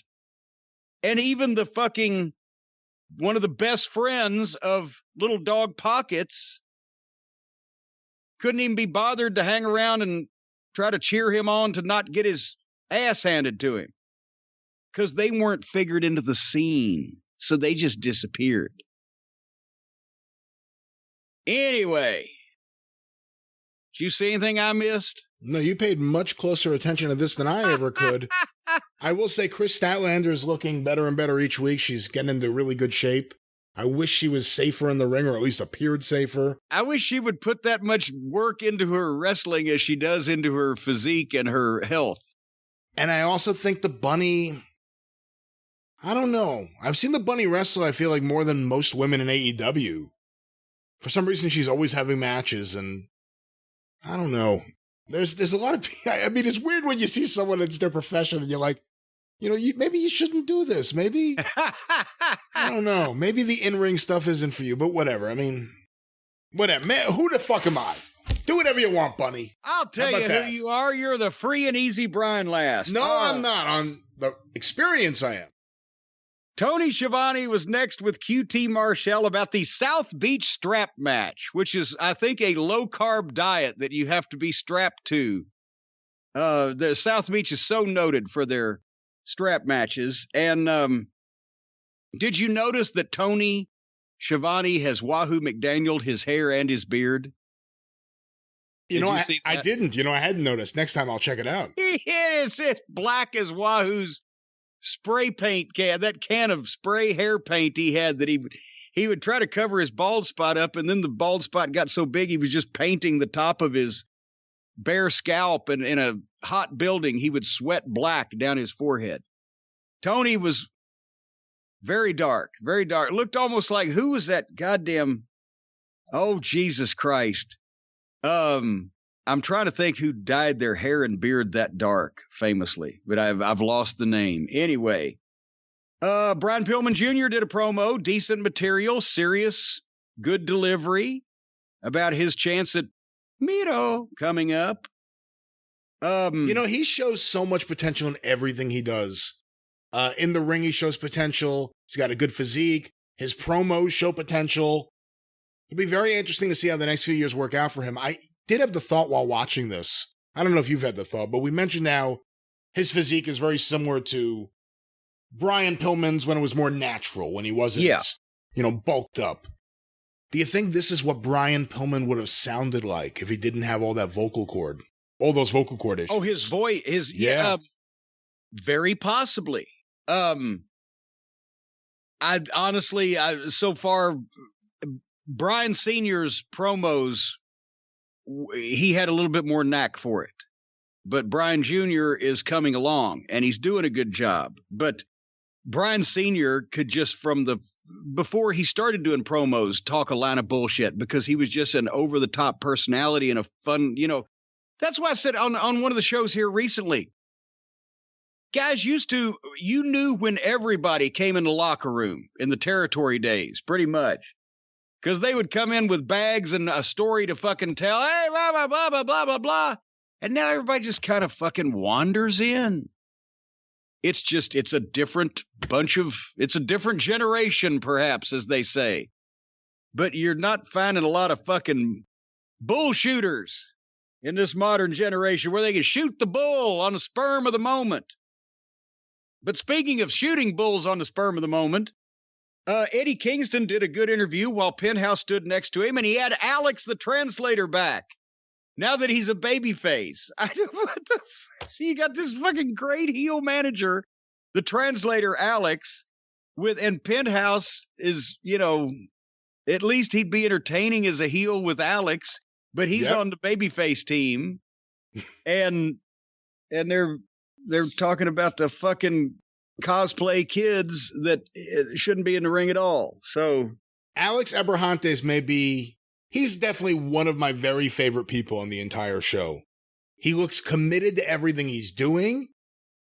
He is just perfect in that role of a guy who it's gone to his head that he's in this role as translator / manager. I wish they did more of that, but to my earlier point, things happen and then they don't. They established he was doing that 1 week. They established it the second week. The third week he wasn't there. The fourth week Penta was there without him. I may be getting the weeks wrong, but but there's been no consistency. He's back, but then he's not back the last time. But now and then also again, heels and baby faces. They're weekly. They're in a different position. And why would you want to put this heel talent, put him on the babyface team, and nullify the fucking heat that he might be able to get with that annoying fucking interpreter? Oh, God damn it. Anyway. Well, you know what was left, don't you? The big main event for the world champion, the most protected world title in the business. That's why somebody tweeted a picture of their souvenir belt that's being sold at Walmart was on the floor. All people have been stepping on it. And somebody said, look, the most protected title in wrestling on the floor of Walmart. But Brian, I'll have you know, this may make you free and easy. This may make you feel a little better. I'll have you know that I went into this with a mission to try to watch this for what it was, with no preconceived prejudices against the talent, specifically one of the talents, the alleged world champion. I wanted to see if he could do what Flair used to do and what all the world champions used to do, have the match and elevate the young man if he could do for Jungle Boy what Flair did for Sting, elevate him, make him look better before you beat him. So I decided I was going to overlook the finger pointing and gesticulating and prissy prancing and sissy dancing and weird facials and general off-putting behavior that Harpo Fingerfuck often displays, and see if he could do that in this match. Aren't you proud of me? You know, I'm actually not surprised, because when I was watching it, I did have the thought, you know, if you took Omega out of the equation, this is kind of the scenario that Jim would appreciate. Young babyface getting his, well, he did get an opportunity with Jericho a year ago, but I think we're supposed to forget about that because it never went anywhere. But young babyface getting his opportunity against the AWA champion, family at ringside, Kenny Omega's the champion. I could see you wanting to give it a chance, actually. And I did, even though they botched it at the start as usual. I know they wanted the seconds to come out so that they could get tossed out, and there's that point before the start of the match where the referee kicks everybody out. Oh, that builds anticipation. But what you did was you gave Jungle Boy, your aspiring babyface, an entrance with Dino Douche and Dwarf Dongsucker, where the dwarf took all the attention, hopping around like the little fucking organ grinder's monkey that he impersonates. The dinosaur made the entrance look stupid because there's Jungle Boy coming out with a fucking dinosaur. And Jungle Boy comes out with that monotone face, no excitement, walks to the ring, gets up on the ropes and fires up a little bit. The dinosaur makes it look foolish, and the dwarf was hopping around like one of those sign spinners on the street corner. So look at me, look at me, look at me. It should have been all Jungle Boy. That should have been the attention. It's his chant. Don't make him look silly before the fucking opponent even comes to the ring. And then Twinkle Toes, here he comes with Callis and Gallows and Anderson. And if Mr. Sunshine Justin Roberts were to stroke out when he introduces Kitty, I wouldn't complain about it.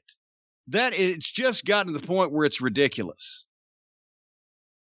But anyway, here they have the match, and we're trying to overlook and just judge this as a match. All the seconds are thrown out, at least because Dwarf made an ass out of himself. That's what instigated that. But I didn't even take notes on each move or each change of momentum or certain things. I just wanted to sit back and watch the thing for a while and see how it developed. And you saw that Olivier was trying to be Ric Flair in this instance, toy with him a bit, and then give him a fucking couple of things to where you got to take him more seriously. And then you would stop him.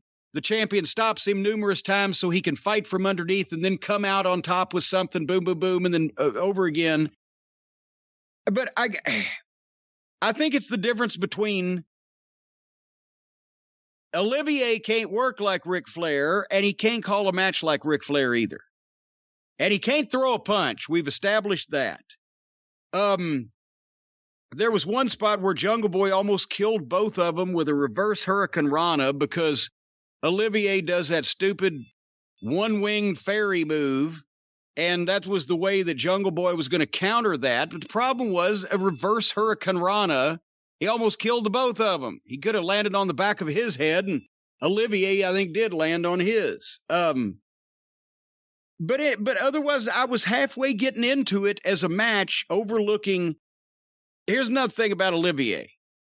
he's taught himself to do all these moves that he's stolen from video games or invented, but you can tell just when he's trying to wrestle that he's self-trained in terms of just the simple shit and the basics and his body language and the way he moves around the ring. And especially the shitty looking knees. What does he call them? The V trigger? All the impressive looking shit that all of these guys do and do too much of, but they put these little has he ever done one that looked any good besides the fact whether he does take the little Canterbury knee, the little skip, the little canter like the horses do when he starts out on it? The guys are on their knees, or they're looking away from him, or he don't connect, or he gives it to the shoulder.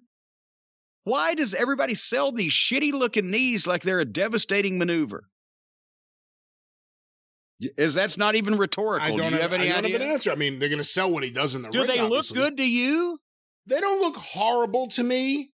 Sometimes his follow through looks ridiculous because he kind of puts his arms all the way out and leans back like he's fucking coming or something. Like, oh, you know what? That's the thing is. I never thought of it that way. But maybe that's where the phone sex voice comes in. You're supposed to be theatrical in wrestling as far as your body language and showing the emotion of the situation or the reaction of the situation or the pain of the situation or whatever. But he's theatrical in a stagey way that doesn't impart realism to it. Imparts like ballet-ic fucking gestures from someone that's performing choreographed fighting. I don't know. Anyway, Jungle Boy, he got a huge pop when he got the snare trap on at one point. And then here's another one of these 15-second run-ins. Suddenly he gets the fucking submission hold.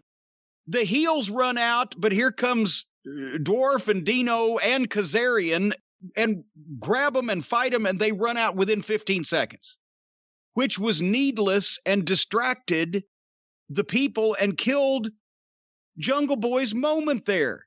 He had just fucking countered some shit that the world champion did and got the world champion into his goddamn submission hold, and the people had blown. They got a big pop.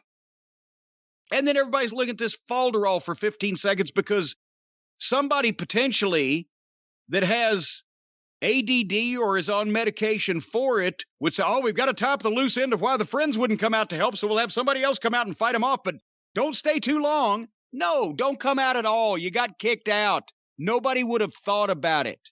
This was Jungle Boy's hold, and if Olivier had milked and gotten to the ropes in just the nick of time, that would have been fucking something. But instead, fucking falderall, and then they just got up out of the hole. Neither guy can punch, apparently, so they traded shitty forearms. There was an exchange, and this is what I'm talking about. Olivier can't call Ric Flair's match because he's not bright enough to be able to differentiate all the performance shit he does from something that actually would make sense. Olivier hits one of those knees, boom, and then Jungle Boy staggers but don't leave his feet, so he head palm shoot-offs Jungle Boy into the ropes. Jungle Boy goes with it, even though he just put his hand on top of his head and said, go, be free. But Jungle Boy comes off the ropes and hits a clothesline and levels fucking Olivier.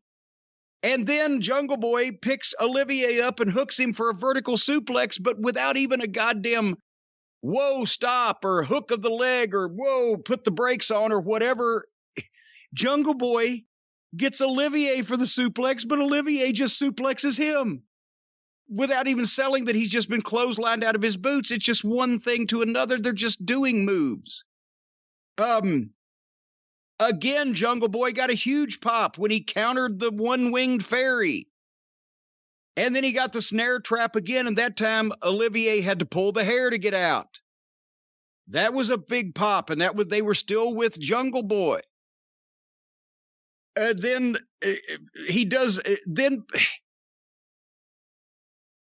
you want the champion to beat the challenger in this instance, but you don't want him to beat him flat in the middle of the ring. And I think that sometimes they the modern wrestlers almost think that, well, if I hit him with 2 finishes, that'll be better for him than if I just beat him with 1. But it's not. Because subliminally, if this guy he's countered the champion's finish, he's gotten his submission hold again, the guy had to pull hair to get out, all this stuff.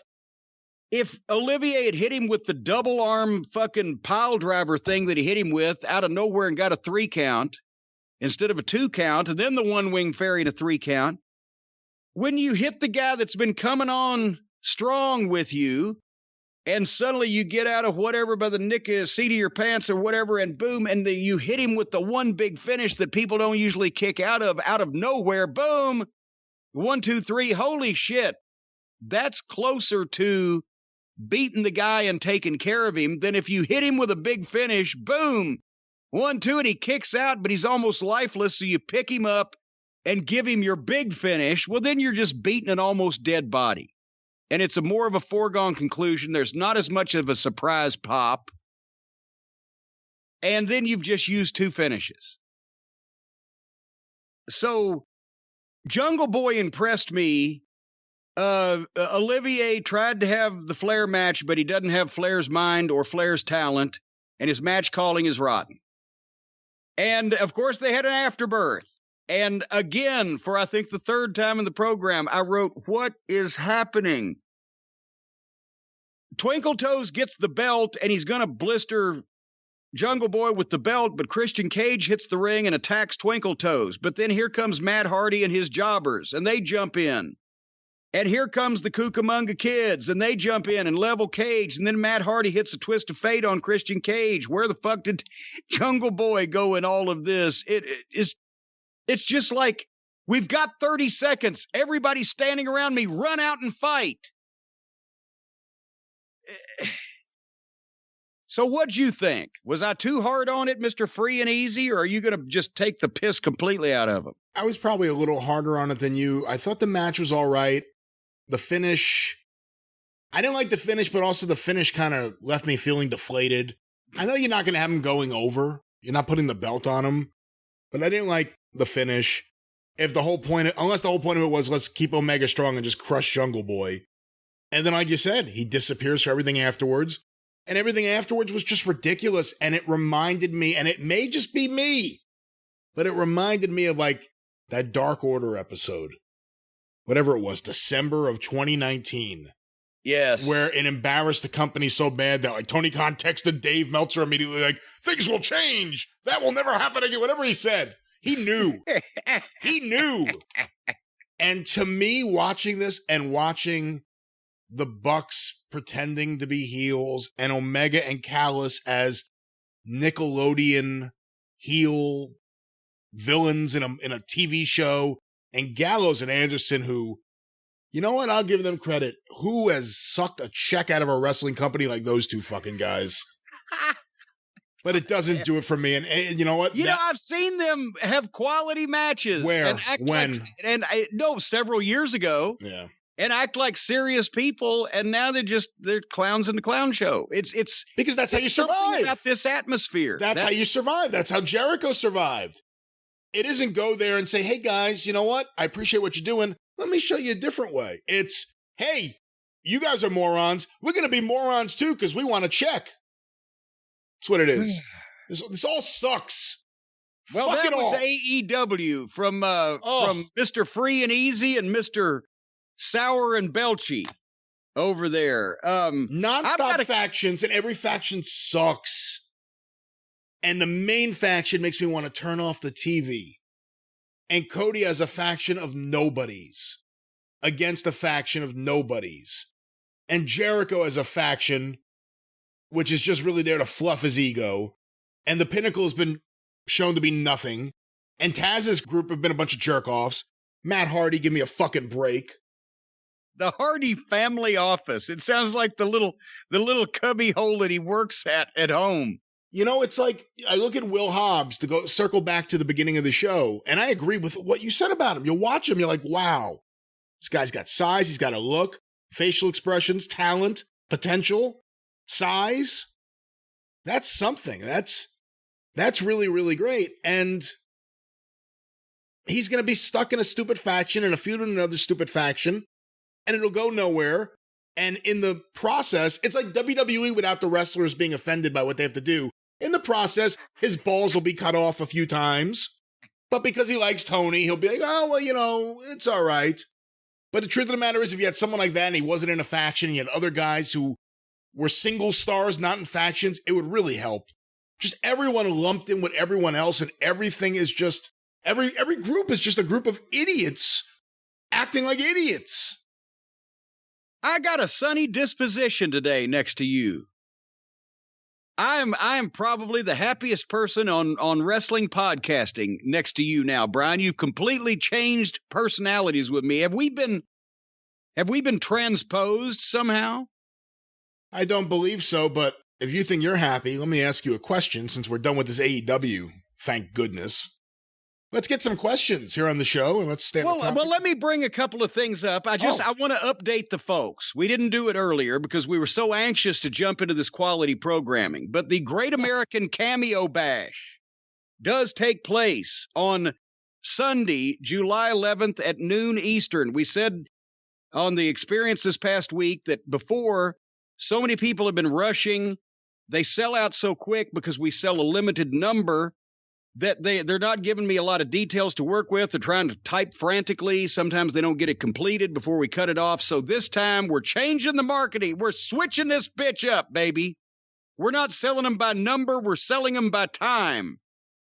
On Sunday, July 11th at noon Eastern at cameo.com/Jim Cornette, we're going to put cameos on sale for 2 hours from noon to 2 o'clock Eastern.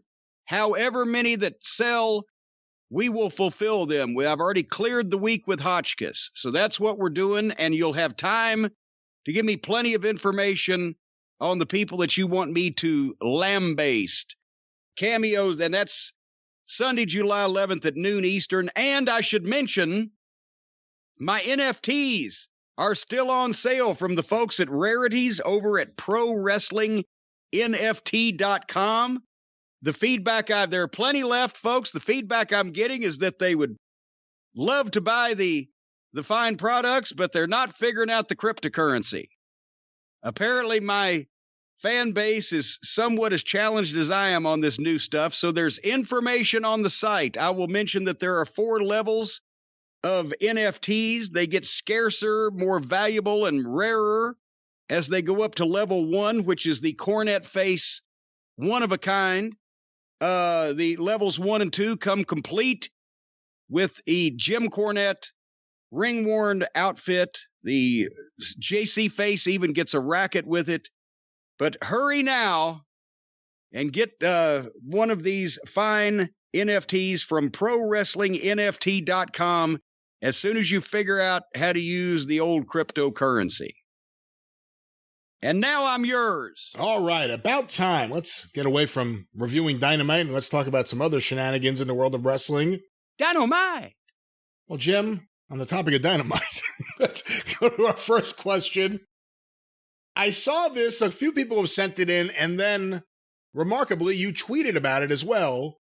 Apparently, Chris Jericho, once again, has some comments, this time not about you and how irrelevant you are, which he feels the need to scream to everybody, but this time apparently he's upset with people who have criticized his fall into what he insists were not crash pads on AEW Dynamite. No, it was shark-infested waters underneath that cardboard and a crash pad. It was shark-infested waters. And then there was cockroaches below that, and then a layer of alligators, and then barbed wire. All of that was it was a dangerous, death-defying leap. It was better than the Flying Walendas.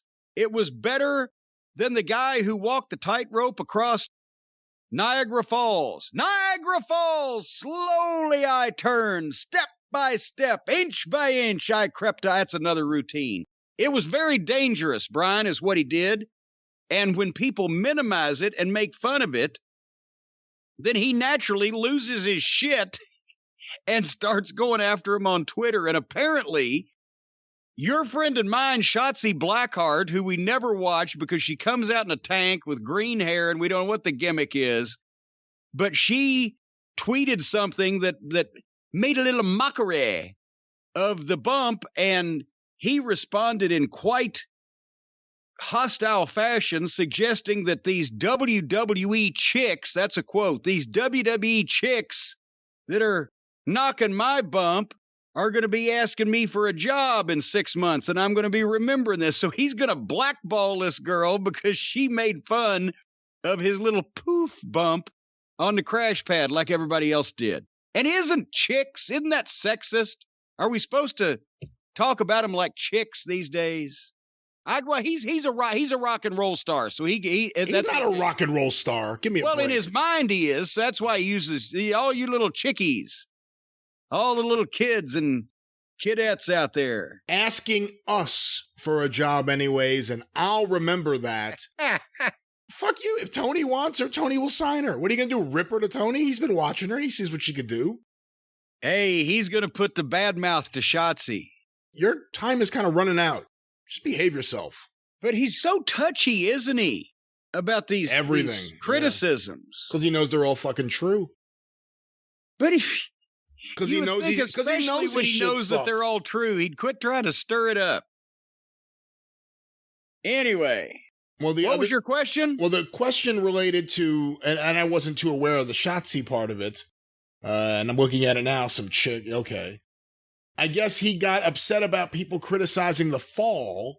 I have a quote here that apparently comes from his Saturday night special live stream, otherwise known as "It's Saturday and I don't want to watch TV with my family, so I'm on fucking YouTube talking to you." Here's a quote. "I'm not even going to address the criticism for it. It was taking the bump off the top of the cage at Blood and Guts. It was terrifying because I've never done anything like that before. It was not a crash pad that I fell on. There were cardboard boxes that were basically set up across the board. What? You fall on them. What? And I guess the cardboard kind of softens the blow." Wait, no, hold on. Put the brakes on there. Screech. Air raid siren. Yeah, those aren't brakes. We saw not only the video, but somebody just tweeted out the still frame. The cardboard was there were sheets of cardboard that were made to look like the metal rampway, but there was an obvious inflatable crash pad underneath the cardboard sheets. It wasn't the old take a bump in the cardboard boxes and that'll cushion you, which is old as the hills, and Cactus Jack has done that 5,000 times. But it wasn't that. It was a crash pad with cardboard painted to look like the metal sheets on top of it. Let's just get that straight. Well, let's go back to Chris Jericho's quote here. Where did we leave off? Okay, here we go. "It was not a crash pad that I fell on. There were cardboard boxes that were basically set up across the board. You fall on them, and, I guess, the cardboard kind of softens the blow. The piece of plywood over the top that was not even as thick as this book, and I was scared." That wasn't plywood. It was flapping in the breeze. Remember? Yeah, but how much time do you think he spends at Home Depot? I really was. Back to being scared. I really was. Because I didn't know what to expect. You know what I mean? What's this going to be like? Then I hit. It was hard.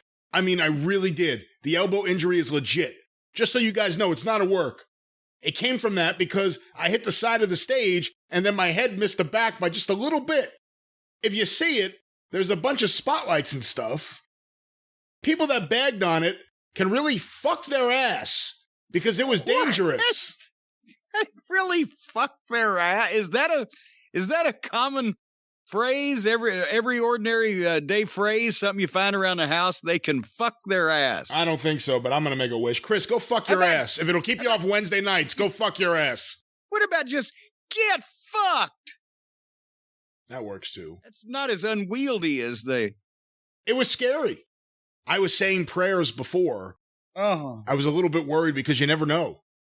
It was a legit 15-foot drop. Nesty plunge. You can't see behind you, and you hope for the best. It was something that I thought about all day. No one had to convince me to do it. because I knew it was right for the story. But like I said, people that didn't respect the bump really aren't fans. Well, that again. Oh, that's one of his go-to things now. If you don't like what he did, you're not a fan. If you don't like it because it was so obvious that I was standing there, obvious when I was pushed that I was taking the bump on purpose, and obvious when I fell that it was a prepared landing area for me to do this pre-choreographed bump that looked phony as shit in every instance. But if you don't like that, you're not a fan. I wasn't a fan of the bump, no, because it looked like shit and was phony. It was, and it may very well. And here's the thing, I wouldn't have taken the bump either. You know why? Because it looked phony.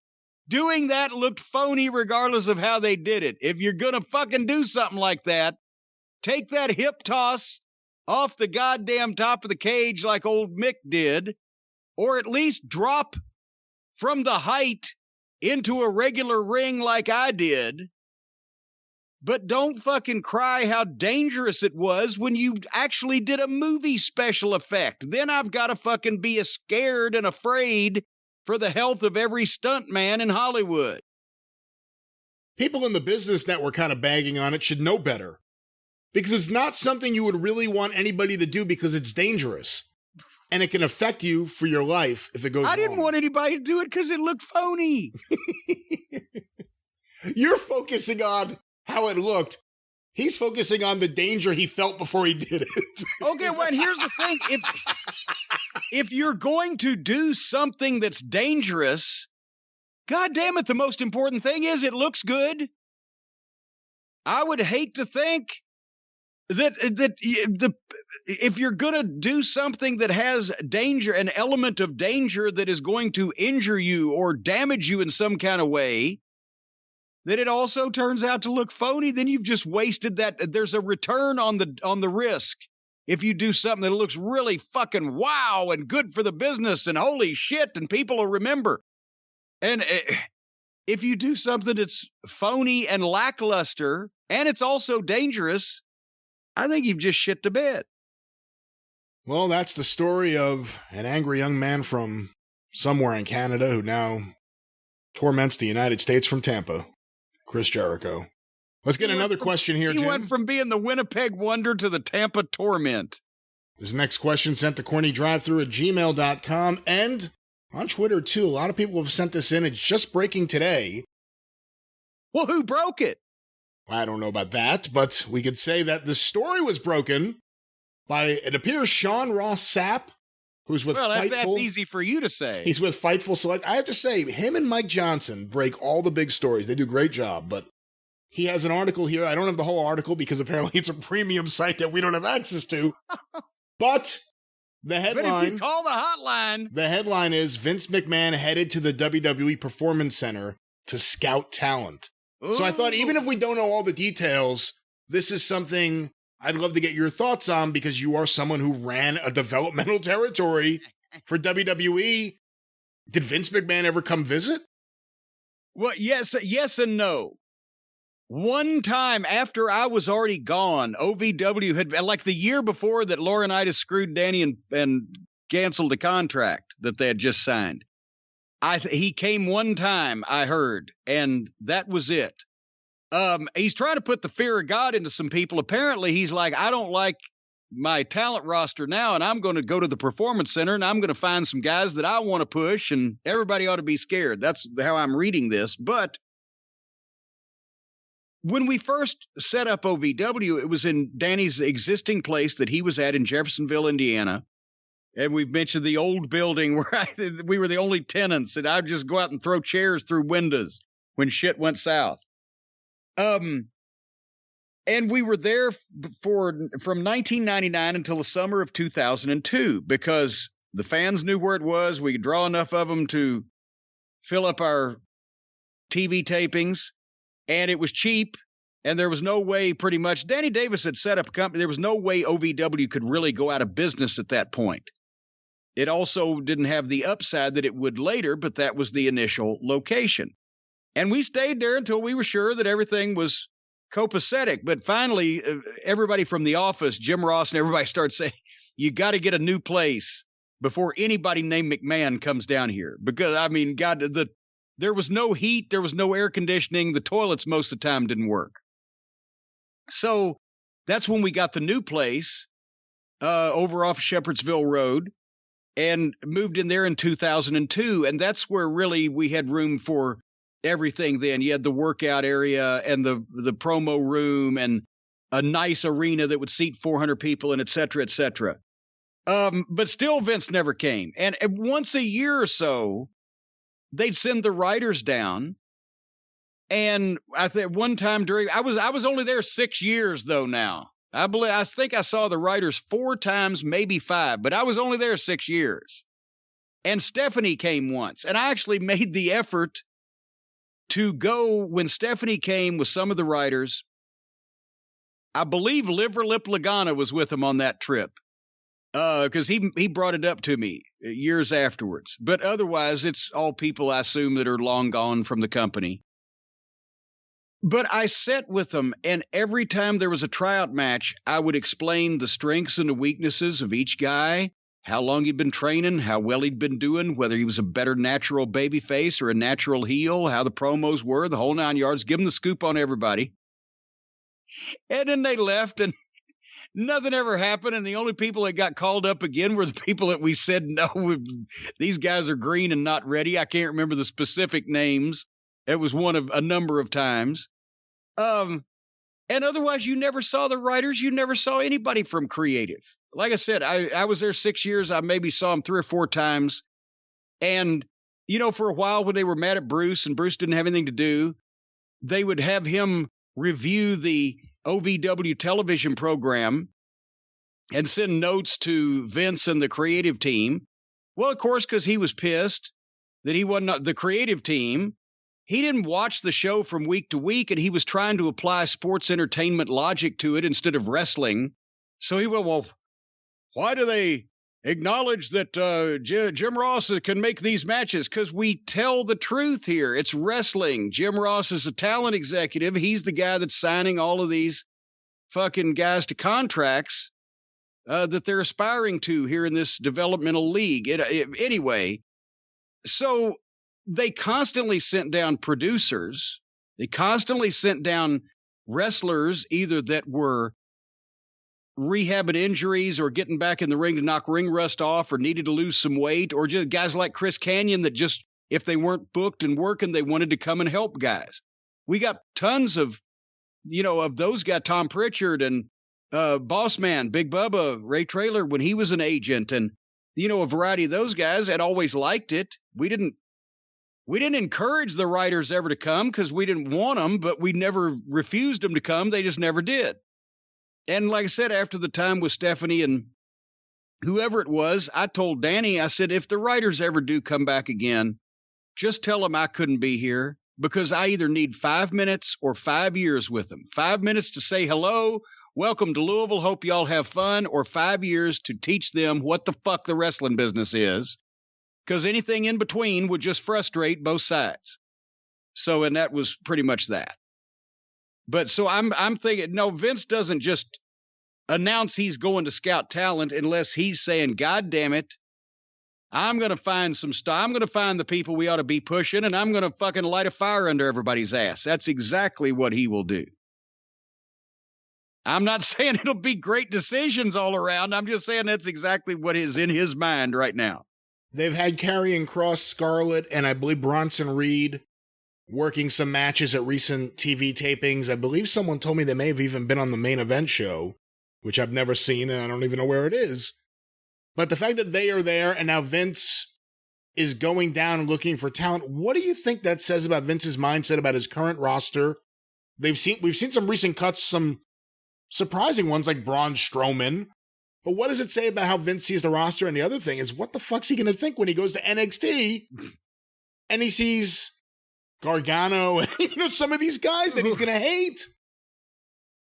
He might have a talk with Triple H in the car on the way from the airport or whatever once he sees the size of some of the guys. But no, what Vince is thinking probably is that, I'm seeing these guys on my main roster and nobody's getting over. Nobody's connecting with people. All the things that he says. And the problem is you needed to have a product that people actually still kind of believed, even if they knew the business was, predetermined in some way before everybody was completely smart. You needed a product that people somewhat believed. You needed wrestling bookers that were booking it in a wrestling show fashion, and you needed talent that was new enough, fresh enough, different enough, but good enough, or had enough charisma or the oomph factor of something that you could fucking grab that and push them. And right now, I don't think they have any of those things. But Vince is thinking that they still have all the things they used to have, such as a product that people believe and fucking actual wrestling bookers. He's going to blame, well, these guys aren't hungry enough, or they're not ready, or they're not going out and snatching whatever. I want somebody that'll make some waves. And he's going to go and look, and he's going to find, probably just to be contrary, some guys that he sees something in that nobody else has been, pitching to him. Hey, we ought to get this guy or that guy. And he's going to figure out a way to do something with them. And it might be entertaining to see what happens, positive or negative. Well, we shall see. I will say Triple H on the last conference call I heard before one of the big NXT shows, I listened to it.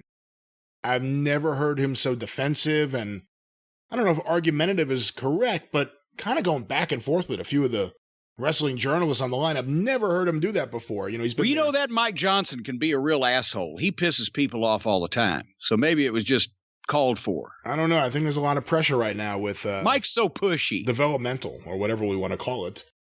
Yeah, there's pressure because instead of the main roster being the goal of the place for the people in developmental to get to, the main roster ratings have now fallen almost to the level of developmental. So it would be a lateral move at best. Well, Jim, there is the chance that Vince McMahon will go down there and look at what's going on and watch an episode of NXT for the first time and say, what have I been paying Paul to do? What is going on here? I trusted this man. I think I've been ripped off. I think someone's taking money they don't deserve. I feel like I need some restitution. An aggrieved party needing restitution, baby, from someone who has perpetrated a financial or moral or even physical injustice against them. I can think of no one better to take that case than this man. Call Stephen P. News.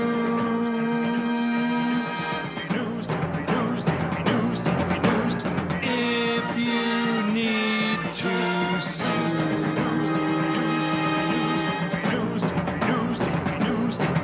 An outlaw mud show or two. He'll sue the rest. Folks, it can be any amount from a few $1,000s given to an elderly woman to compensate for State Farm being a bad neighbor, all the way up to millions of dollars for the victims of sexual assault at the Veterans Administration Hospital, or the folks whose hearing was damaged by defective earplugs in the service or in the military service. Wherever it may be and whatever the case, Stephen P. New of newlawoffice.com, 888-692-8084, is the man to call in times of crisis, in times of trouble, in times of having to navigate the treacherous legal waters of jurisprudence and then go into the sea of tranquility of settlement and judgment. Folks, Stephen P. New is the captain of the ship that can get you through those very daring straits and set you up for a life of leisure, luxury, and contentment afterwards, after he puts the screws to the no-good son of a bitch that screwed you around to begin with. Get even with Stephen.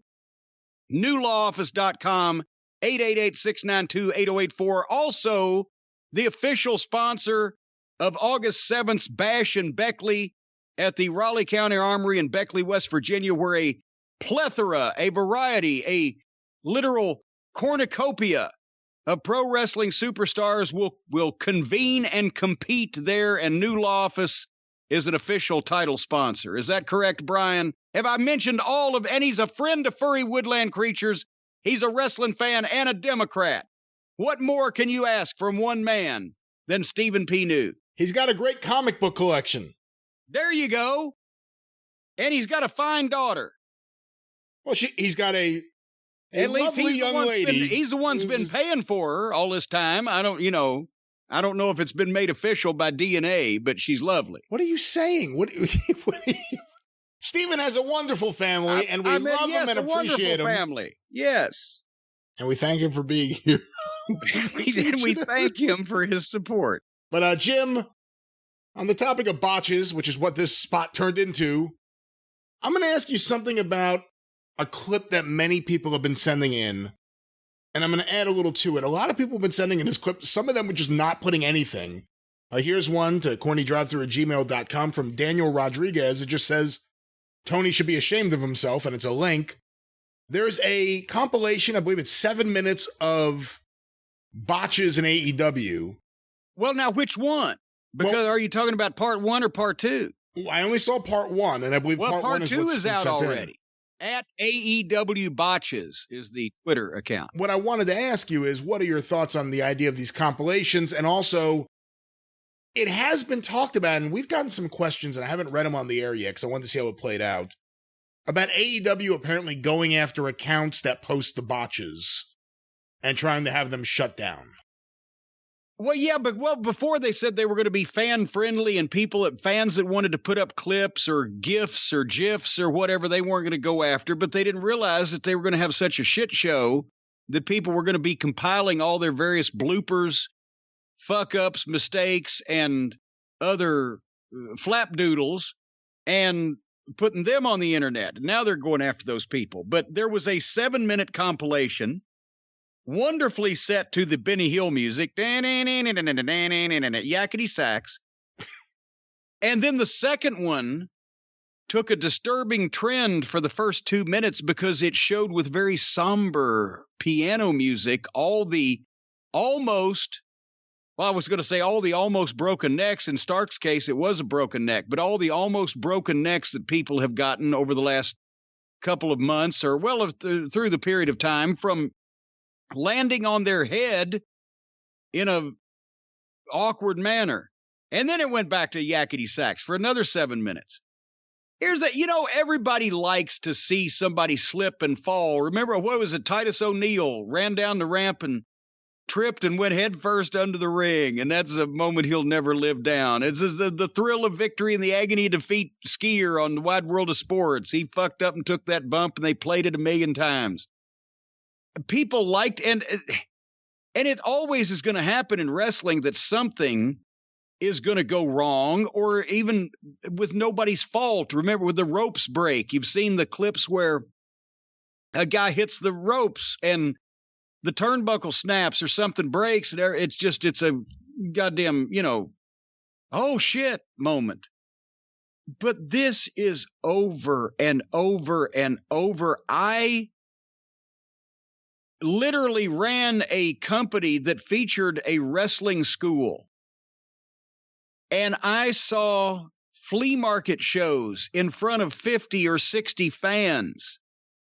And I don't know that you could have taken a year or 2 years of Ohio Valley Wrestling, and we were running 3 and 4 nights a week, and compiled that many different, not just botches, but obviously phony looking shit because the guys were just lost. And they're standing staring at each other and the one guy's pointing to the ropes. The other guy's supposed to go hit because he's lost. Just amateur green wrestling school shit that shouldn't have ever left the goddamn closed doors of the wrestling school that they're either putting on their YouTube show or on their national television show. Because all these guys try to do shit they don't know how to do. And they can't pull it off. And they don't need to be trying most of it to begin with because it's so fucking not only dangerous, but unnecessary.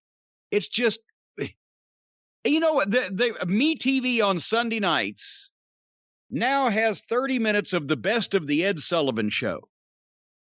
And from the black and white and color years, you'll see everything from Elvis's debut all the way through the Lovin' Spoonful, right? And since it was a variety show, you got to see the singers and the dancers and the movie stars and etc., but you also got to see the variety acts that were I guess now America's Got Talent is the update for this, but you had, since there was so much more business for live entertainment in nightclubs back in the 50s and 60s, you had these acts, the tumbling acts, the comedy jugglers, the acrobats. They did all this shit, but they never missed their stuff.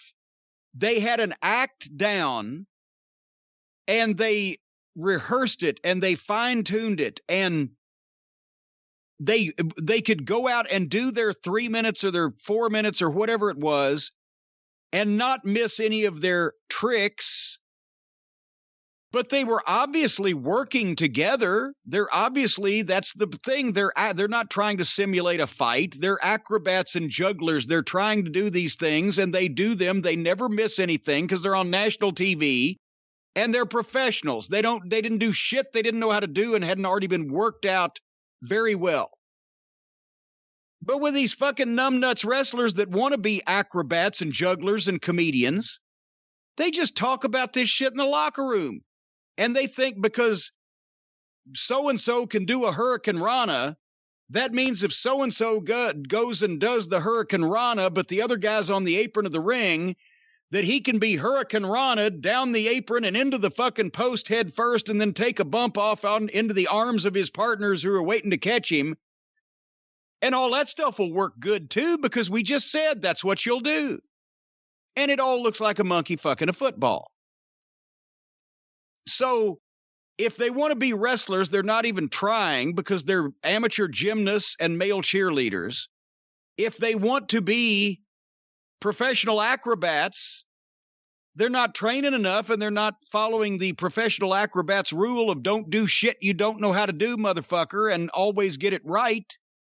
But if they do polish the acrobatics where they always nail it, then what they've got is an obviously choreographed scene where people are cooperating to do these fucking flips and moves just like you got on the Ed Sullivan Show. So we're back where we started from. It looks too phony. Just don't do the shit. And then some of their other botches are just simple elementary things because they have signed not only such green talent, but they give them such freedom in the ring to just, even if it's going to be on YouTube or even on TNT, just fucking try some shit, do whatever you want to do. And they all try to do all this shit, and it's goddamn abysmal. Because they can't just say to somebody, I want 6 minutes. I want it, as I've said many times, I want difficulty scale of 5 and an execution of 10 instead of the other way around. And give me a nice, solid fucking small package for the finish and get his hand up. That's what I want out of you green guys. Go out and get 6 minutes worth of experience, give the people a nice match and a simple finish. If you don't get too fancy and you get through everything without a buzz-killing moment where everybody knows you're lost or you fucked up, then you have done your job and you've progressed. You go out there and try to do goddamn 16 handsprings across the ring because that'll be really fancy and you fall on your fucking ass, I'm probably not going to book you in front of people for another couple of months because you're the shits. That's the difference. And that's your thoughts on AEW botches. And they're just bringing them to light. And it was very entertaining because at some point, why don't they just say, good God, we have completely fucked this up. We have assembled a green, inexperienced talent roster, some of them with bad attitudes because they think they're good and they're not. And we have executive vice presidents that don't give a shit as long as they look good, except for Cody, who's off trying to be a TV star and realizes that all these goddamn organ grinders monkeys flipping around are detrimental to everything. But he's not throwing his body in between the bad wrestling and the company. So that's not because he realizes, it's because he wants to be a TV star bigger than he wants to be a wrestling star, and he always has. I'm not arguing with you. I'm just saying that he knows better. The other ones actually think the shit's good. Cody knows better, but he just is apparently not going to fucking die on that hill. But anyway, no. So AEW Botches is going to be a more entertaining account than AEW television until they realize that the inexperienced owner took a bunch of clowns' words for who should be hired, and now he has the largest assimilation of green, inexperienced job guys in wrestling history and the highest priced. Congratulations, Tony. All right, well, let's get a few more questions here on the show. But I'm free and easy. You certainly are, and that's why we're going to get a few more questions. This next one, sent to CornyDriveThru@gmail.com from Geshwin in Durban, South Africa. What is his name? Geshwin. George Geshwin? Excuse me. Or Keshwin. Ira Geshwin? Keshwin, excuse me. Keshwin. Keshwin. Keshwin. Not Geshwin. Keshwin. That explains it. No, or Gershwin. Not Gershwin either. Wanted to know your thoughts on why Sid Vicious, or Psycho Sid within WWE, doesn't get as much respect as an all-time great when discussing generational talent. Jesus Christ, what? This is a man that debuted in a match with Jerry Lawler and Nick Bockwinkel, rose through the indies, had multiple world title reigns, and even headlined WrestleMania twice. Yet he isn't in the WWE Hall of Fame, or any other Hall of Fame for that matter.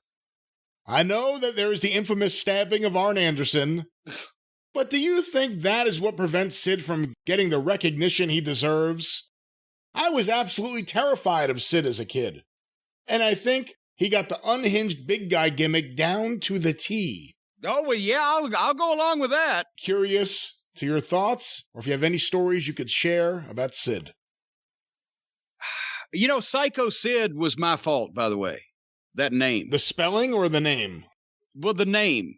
And Vince liked Psycho, but went with the S for the spelling. So we could spell it with an S. I don't care how you spell it. Because I was registering my dismay that they were bringing him back. Because I said he's a fucking psycho. He stabbed Arn Anderson. He fucking got the whole fight was started by Sid because he was mouthing off about how great he was, and Arn, as he often does with people, verbally put him in his place, and that led to the situation. And I was literally asking Vince, are you sure he would bring this fucking psycho? I like that. But they had to replace the other psycho, the other mental case, the Ultimate Warrior. But what about his place as a generational all-time great? Well, I'm just trying to, here's the reason why that Sid got those, and I'm not even knocking Sid as a human being, as a person. I'm just saying the honest to God facts. The reason why he got that spot is because he looked like almost no other human being. Between the size and the body and the face, and the faces, even his promos didn't even have to make sense because he just looked like he meant to rip you in half.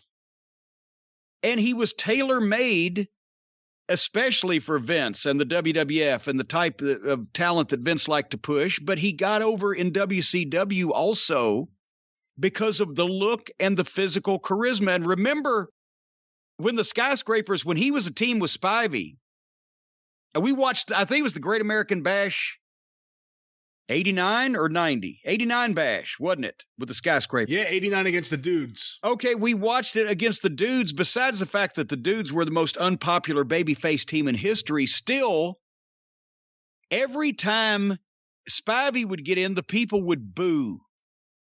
Every time Sid would tag in, the people would fucking go ballistic. And it was, yes, it was Baltimore. They wanted to fucking, they liked the heels at that point anyway, but Sid, they just loved Sid because they wanted to see him come in, powerbomb people, and leave. It was like a Goldberg thing because of that look and that charisma. His matches were not good enough for him to ever be able to get heat because he couldn't work. He was notoriously difficult for other guys to work with unless you got the fucking... And like Michaels was tailor-made because he could take all the bumps and et cetera, but I saw Bobby Eaton versus Sid one time, and it was fucking like pulling teeth.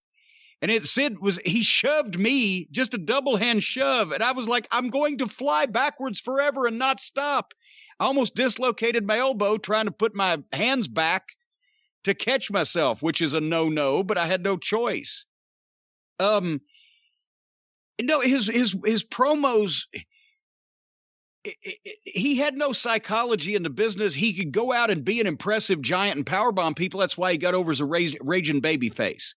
I think Vince may have gotten a little bit more heat on him than anybody ever else did as a heel, just the way he booked him and the people he surrounded him with. But Sid couldn't cut a promo where he could get heat on himself. He just looked like the big, mean Sid Vicious ass kicker. And like I said, he was hard to work with, and he couldn't have a match where he told any kind of subtle story to get heat or whatever. It had to be what it was. And I have never heard of any of the talents in the business that have been in the ring with Sid, refer to him as an all-time great. He had and also he had no dedication to the business. From whether it be always wanting to flake off for softball to actually asking Jim Herd to give him softball season off in a contract renegotiation. They'd give him the world title and they'd give him the money he wanted, I think $400,000 a year, but they wouldn't give him softball season off and let him start afterwards. So that's why he went to work for Vince instead. And then with Vince, he several times he would either be injured and milk it longer or whatever till finally Vince said, I'm going to prorate your contract. Instead of paying you your guarantee per week, I'm going to break it up amongst the dates you make versus the dates you don't. And that's when he never came back to the company again. Remember the time in San Antonio, we were doing Raw. He didn't want to come to begin with because he was injured, but Vince said, I'm paying this guy. He can come do a promo, right? So he goes out in the first segment of Raw in San Antonio, 100 fucking degrees in that Joe and Harry Freeman Coliseum. Good God, miserable middle of summer San Antonio. And him and all the other baby faces on the stage do the appearance and the promo, and the big thing's going to be in Seg 8. And I'd had to been the one to call him. Remember, what was his wife's name? Sabrina. Vince told me, he said, call Sid, make sure he's at Raw in San Antonio on Monday. I said, well, he's been off. He's been hurt. He doesn't have to wrestle. He's got to cut a promo. So I call and tell Sabrina, because Sid was off with the softball. That's legitimately what she said. He's taken the softball team over to West Memphis. I said, he's got to be in San Antonio Monday. Oh, he's hurt. I said, to do a promo. Vince, they're going to send him his plane ticket.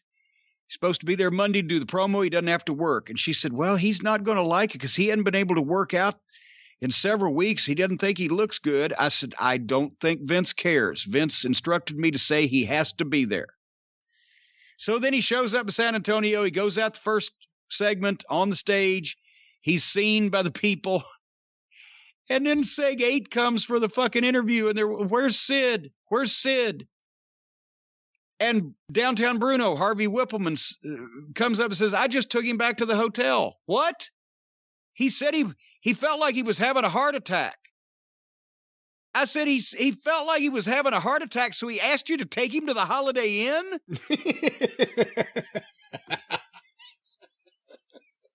He didn't think he looked good because he hadn't been tanning and working out. He didn't want to take his shirt off, and he was mad about coming, and he got an anxiety attack between Seg 1 and Seg 8 and had Bruno take him back to the Holiday Inn. And I think that was the end of that. But no, he's not an all-time. Even if he had not stabbed Arn Anderson, nor fucking, become softball crazy or whatever else, he was an attraction because of his look and his physical charisma and that goddamn physique. And he was hard to work with, and nobody really ever enjoyed the process of working with him in the ring. It was something you try to do to make the money. All right, well, our next question, Jim, sent to CornyDriveThru@gmail.com from Alex in San Antonio, Texas. What does Jim think of Too Cool? Two hot Scott Taylor and too cool Brian Christopher, or too sexy Brian Christopher, were the team of Too Cool. With Rikishi, correct. Yeah. I get everything was working at that point in time. The dancing and everything was a little over the top for me, and the ass shaking and all the stuff with that big Rikishi's Samoan ass. Brian Christopher was a heck of a talent. He could work and he could talk, and he took a few things from Lawler because, the family, obviously the genes, the family, traits. He did a couple of, but he was completely different as a personality, completely different as a worker. And, he wasn't just like trying to be a clone of his dad. And I always liked Scott Taylor. He wasn't blessed with a lot of size, but he was a great kid and he worked hard. And I was glad to see that, that he got some recognition and some royalties in that little run with, the whole worm thing. I wasn't particularly a fan of either, but Scott's such a nice guy, and it was something, right? But it was that Attitude Era showbiz stuff that they were throwing in as well. But Brian could work and fucking Scott could work. And Scott was a wonderful kid. Brian, as we all know, had, some bad habits, but honestly, he was probably the more talented of the two because he had that somewhat obnoxious streak that a lot of stars have, whereas Scott was a nice, normal guy that just enjoyed being a wrestler. But I like the team. Like I said, all the trappings around it, the worm and the dancing and everything, probably everything that everybody liked about those guys. I wasn't a fan. I liked Brian Christopher when he was a single heel in a believable wrestling territory when he was, working in Memphis. And I liked Scott Taylor. Honestly, he was a heck of a fucking baby face. But he was a very good worker and a great kid. Our next question, Jim, sent to CornyDriveThru@gmail.com from Kevin in Lambeg, Ireland. Big fan of the show. How big is the lamb in Ireland? Big fan of the show since coming across it a little over a year ago on YouTube. I now listen to the Drive-Thru and the Experience every week without fail. My question for Jim is, why do you always criticize wrestlers for not having a tan? In particular, I've always found it perplexing that you constantly criticize my fellow Irishman, Sheamus, for not having one. Well, he's translucent. To explain, Sheamus suffers from a condition known as Irish skin. This condition means that any attempts to tan naturally will result in him looking like Brother Love. Sure, he could use a spray tan, but a ginger Irishman with a spray tan is just going to look as ridiculous and unnatural as a Kenny Omega facial expression. So what exactly is it about tans that Jim feels makes it essential for every wrestler to have one? No, it's not essential. It's a bonus. It makes you look better on television.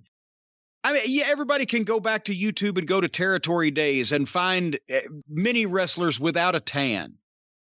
And there's one thing that I will agree on with people who knock the Territory Days of wrestling versus today is that there was a lower bar set for the standard of physical appearance in the Territory Days. Part of that was because Vince hadn't started pushing bodybuilders, and people didn't think that bodybuilders were the tough guys in fights. They thought guys like the Crusher and Joe LeDuc and whatever the fuck were the tough guys in fights, because that's the way it had been presented. And going back to, you can find days when Bobby Eaton and Dennis Condrey in Mid-South, especially in the wintertime when we first got there, Bobby Eaton was as fucking pale as this goddamn white sheet of paper sitting in front of me now. And there were no tanning beds back then. And there got to be tanning beds in our time in Charlotte, but still there was often times where you were on the road all the time. You didn't have time to tan. And so in the wintertime, you might look a little pasty. But as years have gone on, and there's more importance on a guy looking like an athlete, a professional athlete, than there used to be in wrestling. As I said, a lot of the smaller territories, it still didn't mean you looked great. And there was still always, look at Golden Boy Chick Donovan. looked better than anybody in any territory that he was in. He was still in preliminaries, and there were still guys on top drawing money.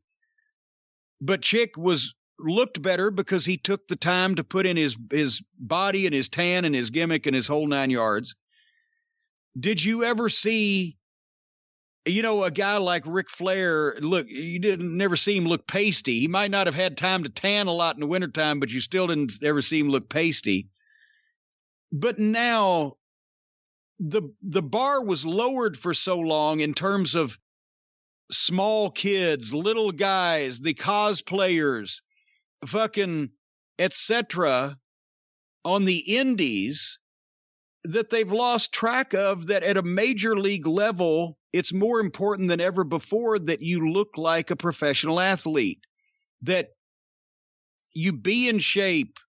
Whatever I'm not saying take steroids, but be in shape, whatever your shape, the best your shape can be.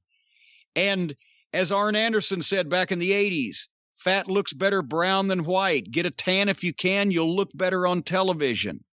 Fucking have professional gear that goes along with it as well, instead of this fucking thing where everybody's got to work in jeans and a fucking pair of tennis shoes. It's all part of looking more like a star than these fucking schlubs that you see walking down the street that you don't have to pay to see or go out of your way to see. People don't want to see fucking Joe from the goddamn Jiffy Lube. If you're going to pay to see somebody, or if you're going to watch a television program, you want to see a star. And if they're supposed to be professional athletes, they ought to look like them.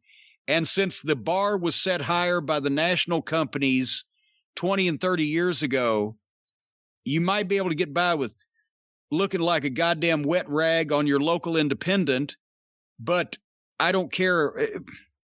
Fucking Pockets. He can do the moves like the organ grinder's chimp, but he looks like the fucking goof that's under your hood at Jiffy Lube. And whether he gets a tan or even gear, it's not going to change that, because he's a bland, expressionless fucking white guy from Pennsylvania that weighs 172 pounds. And so I don't care if he can do all the moves. That just means to the average person watching, not the dedicated few hardcore faithful, but the average person says, well, look at that fucking guy from the Jiffy Lube. He can do all the wrestling moves. They must be easy. That's all it does. So anyway, that's why I say if you can't put muscle on instantly, and you can't grow height instantly, and you can't become a better wrestler instantly, but goddamn, over 2 weeks, 8 visits, you can look a little bit more palatable on television physically, get a tan, and some fucking gear. Our next question, Jim, sent to CornyDriveThru@gmail.com from Fresh.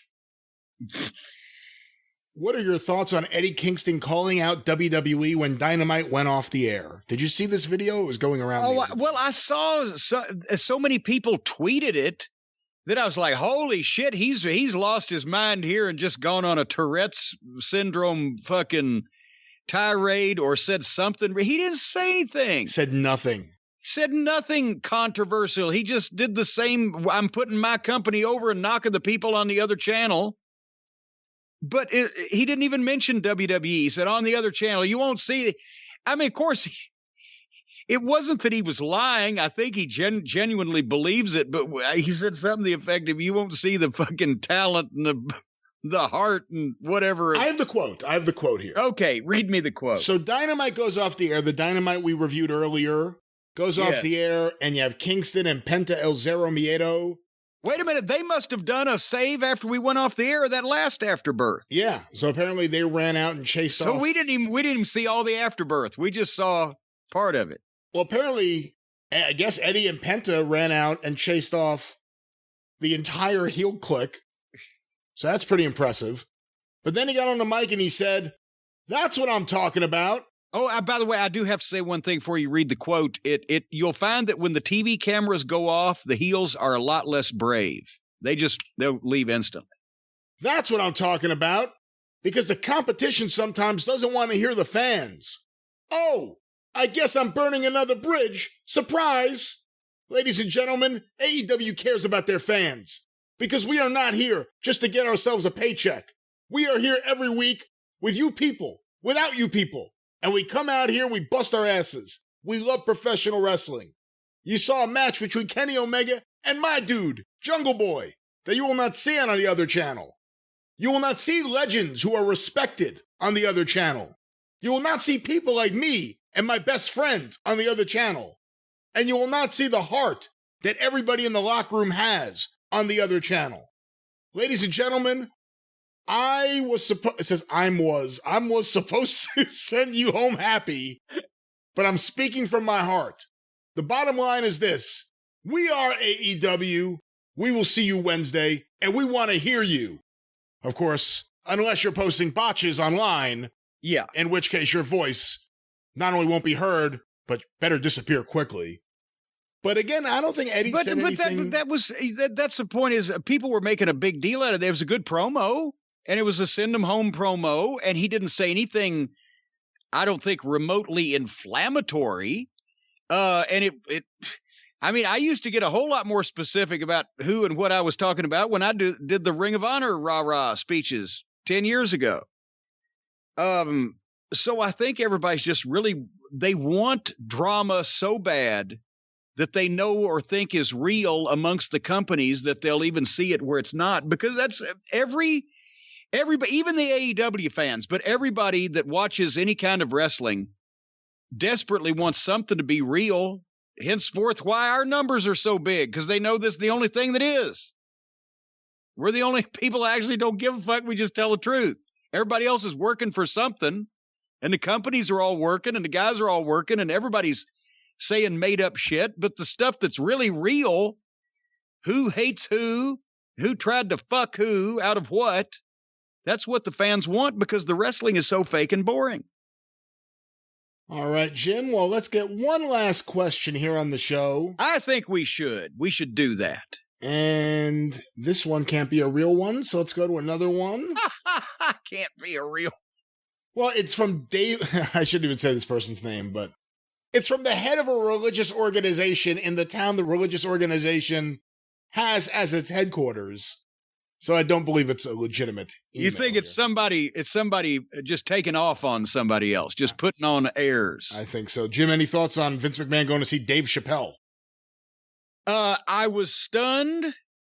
By what? That he went, or by what he looked like in that photo? He was melting. No, I was stunned that he went to a show of some kind, and that he was apparently smiling.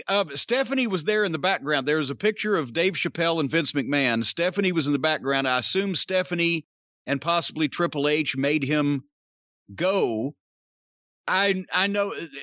I was there for 3 years in Connecticut, working in the office and, doing the meetings with Vince, et cetera, et cetera. I know that he went to a plethora of business meetings. I know that there was a couple of times, including, which one got married first, Shane or Steph? Shane. He went to Shane's wedding. Shane got married while I was up there. I know that he would occasionally go to functions that it was necessary for a big business typhoon to go to. I don't remember anybody ever saying that he went to a movie or a show or a live event or something for entertainment, or that was just on a night off to do that. But I was only there for 3 years. Now, this is Dave Chappelle, a comedian. Was Vince into comedy other than the Vince brand of no, this was not toilet Vince's humor idea either. Vince McMahon did not, and I'm not knocking Dave. I think Dave Chappelle is fucking hilarious, but I'm not saying because it's Dave Chappelle. I'm just saying it was not, Vince McMahon did not utter the words, I would like to go to this show at this building on this night. My question was, do you think he would have enjoyed it? Oh, he probably did once he was there. He might have, looked at his watch a time or two, to say, how quick can we get out of here? We've got to get up early in the morning and work out. But I know it had to be Stephanie, and there might even have been a business reason. Is some network they're doing business with, or were they trying to pitch something to Dave Chappelle? Or maybe Stephanie just said, "You need to get out of the house, Dad. It's only been 40 years. You know, it is interesting. Get out of the house." I wonder if it all fits together. Vince is all of a sudden going to the Performance Center. He's obviously frustrated with the talent he's getting. All of a sudden, he's doing new things. Like going to see Dave Chappelle at the Mohegan Sun or whatever he's doing. And maybe wherever the building was, maybe that's something that I don't know. All I know is I don't think that this, at least the Vince that we all used to know, that these events have ever happened where Vince McMahon saw a commercial or heard a radio advertisement or saw an advertisement in the newspaper for an entertainment event not of his making and said, "I want to go to that, pal." Did you hear what Linda said about the Dave Chappelle show? I did not. She said, "I'll be in Florida." As usual. Wait a minute. She actually was going to go to the Dave Chappelle show when she found out Vince was going to be there. That's when she said, "I'm going to Florida." Did Vince ever quote any comedians? Did he like any comedians? Did he have any punchlines that he remembered from Carson or anything? There's a thing you could talk to Vince about. And this was the 90s still, but you could talk to Vince about, he knew Johnny Carson. Any Johnny Carson line or frame of reference, he would get that. Laurel and Hardy or Fields or the Marx Brothers, the classics, something that you would have assimilated into your consciousness the first 20 years of your life just from living in the world, right? But he wasn't up on anything. And look who this is coming from. Not like I stay up on everything, right? I like the old shit also, but it was like, you weren't gonna. I wasn't gonna pop him with a Family Guy line, right? Much like I don't pop you with Family Guy lines. You remind me a lot like Vince, but no, he knew references that you would make that everybody would make that has been alive in the 60s and 70s or whatever, but he wasn't like staying on the edge of who was doing what at that current moment. And remember they were going to have Joe Walsh, the Eagles, Joe Walsh play at some pay-per-view, and he was who?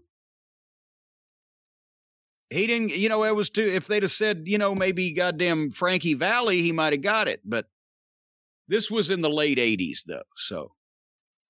All right. Well, with that, I think we've all had enough. Yeah. With that, the drive-thru is closed. All right. Not bad today. You can hear us. I'm glad you were able to put yourself over there. You can hear us Saturday, where Jim will be putting himself over, and I'll be free and easy on the Jim Cornette Experience, wherever you find your favorite podcasts. We'll be back here next week on the drive-thru. Jim, I sent you a link. Did you see it about something that's going to be on this weekend? I did not. I'm unprepared here. Perhaps for next week on the drive-thru, on Peacock, the WWE is doing a Lex Luger biography. Oh, my golly. Again, not an official A&E biography, but a WWE Peacock documentary of sorts. Well, they might cock the package up there, considering the heat that existed at one time. We might have to see that just to see what they do. We'll find out more next week on the show. Of course, you can follow Jim on Twitter at @TheJimCornette. You can follow me on Twitter at GreatBrianLast. You can hear me on the 605 Superpodcast at 605pod.com. Available wherever you find your favorite podcasts. Don't forget about Cornette's collectibles at JimCornette.com. No, do not forget about them because they'll be on sale again this summer. I promise. And of new course, website, new store coming soon. The Great American Cameo Bash is coming to. What day was that? Sunday, July 11th. July 11th. Eastern. Noon, high noon. Did you consider doing it on the 4th, considering... Yeah, but we couldn't clear that. We couldn't clear that week in case we sell hundreds of these things that we would be able to shoot. Yes. Good point. Well, once again, JimCornette.com. The drive-thru is brought to you by the Law Office of Stephen P. New, 888-692-0000. 8084. Get even with Steven at newlawoffice.com. You can access classic episodes of the Drive-Thru and the Experience by becoming a patron. Patreon.com/Cornette. For only $5 a month, you can access to hundreds of hours, the archive going back to 2013 of the Drive-Thru and the Experience. We just uploaded another big batch of shows, including Jim's 2-part discussion with John Arezzi, with the big reveal about Jim's fan club president introducing Vince Russo to wrestling. Yeah. Hear that today, patreon.com/Cornette. Thanks, Andrew. Subscribe to the official Jim Cornette YouTube channel, over 222,000 strong. I have to see what the current number is, but I don't know right now, but be one of them today for full episodes, clips of episodes, omnibus collections, and so much more, all with the exclusive Travis Heckel artwork that is so popular. The official Jim Cornette YouTube channel. Well, I think that's it. I think I said everything. I just did it out of order, so now I don't know what to do. But until... Well, we have, I will say this, we have done this program, during the time we have done this program, it's gone from 96 degrees here in Louisville, Kentucky, and bright sunshine to 92 degrees, and rain's coming. So the rain's on the way, Brian. We got to get out of here.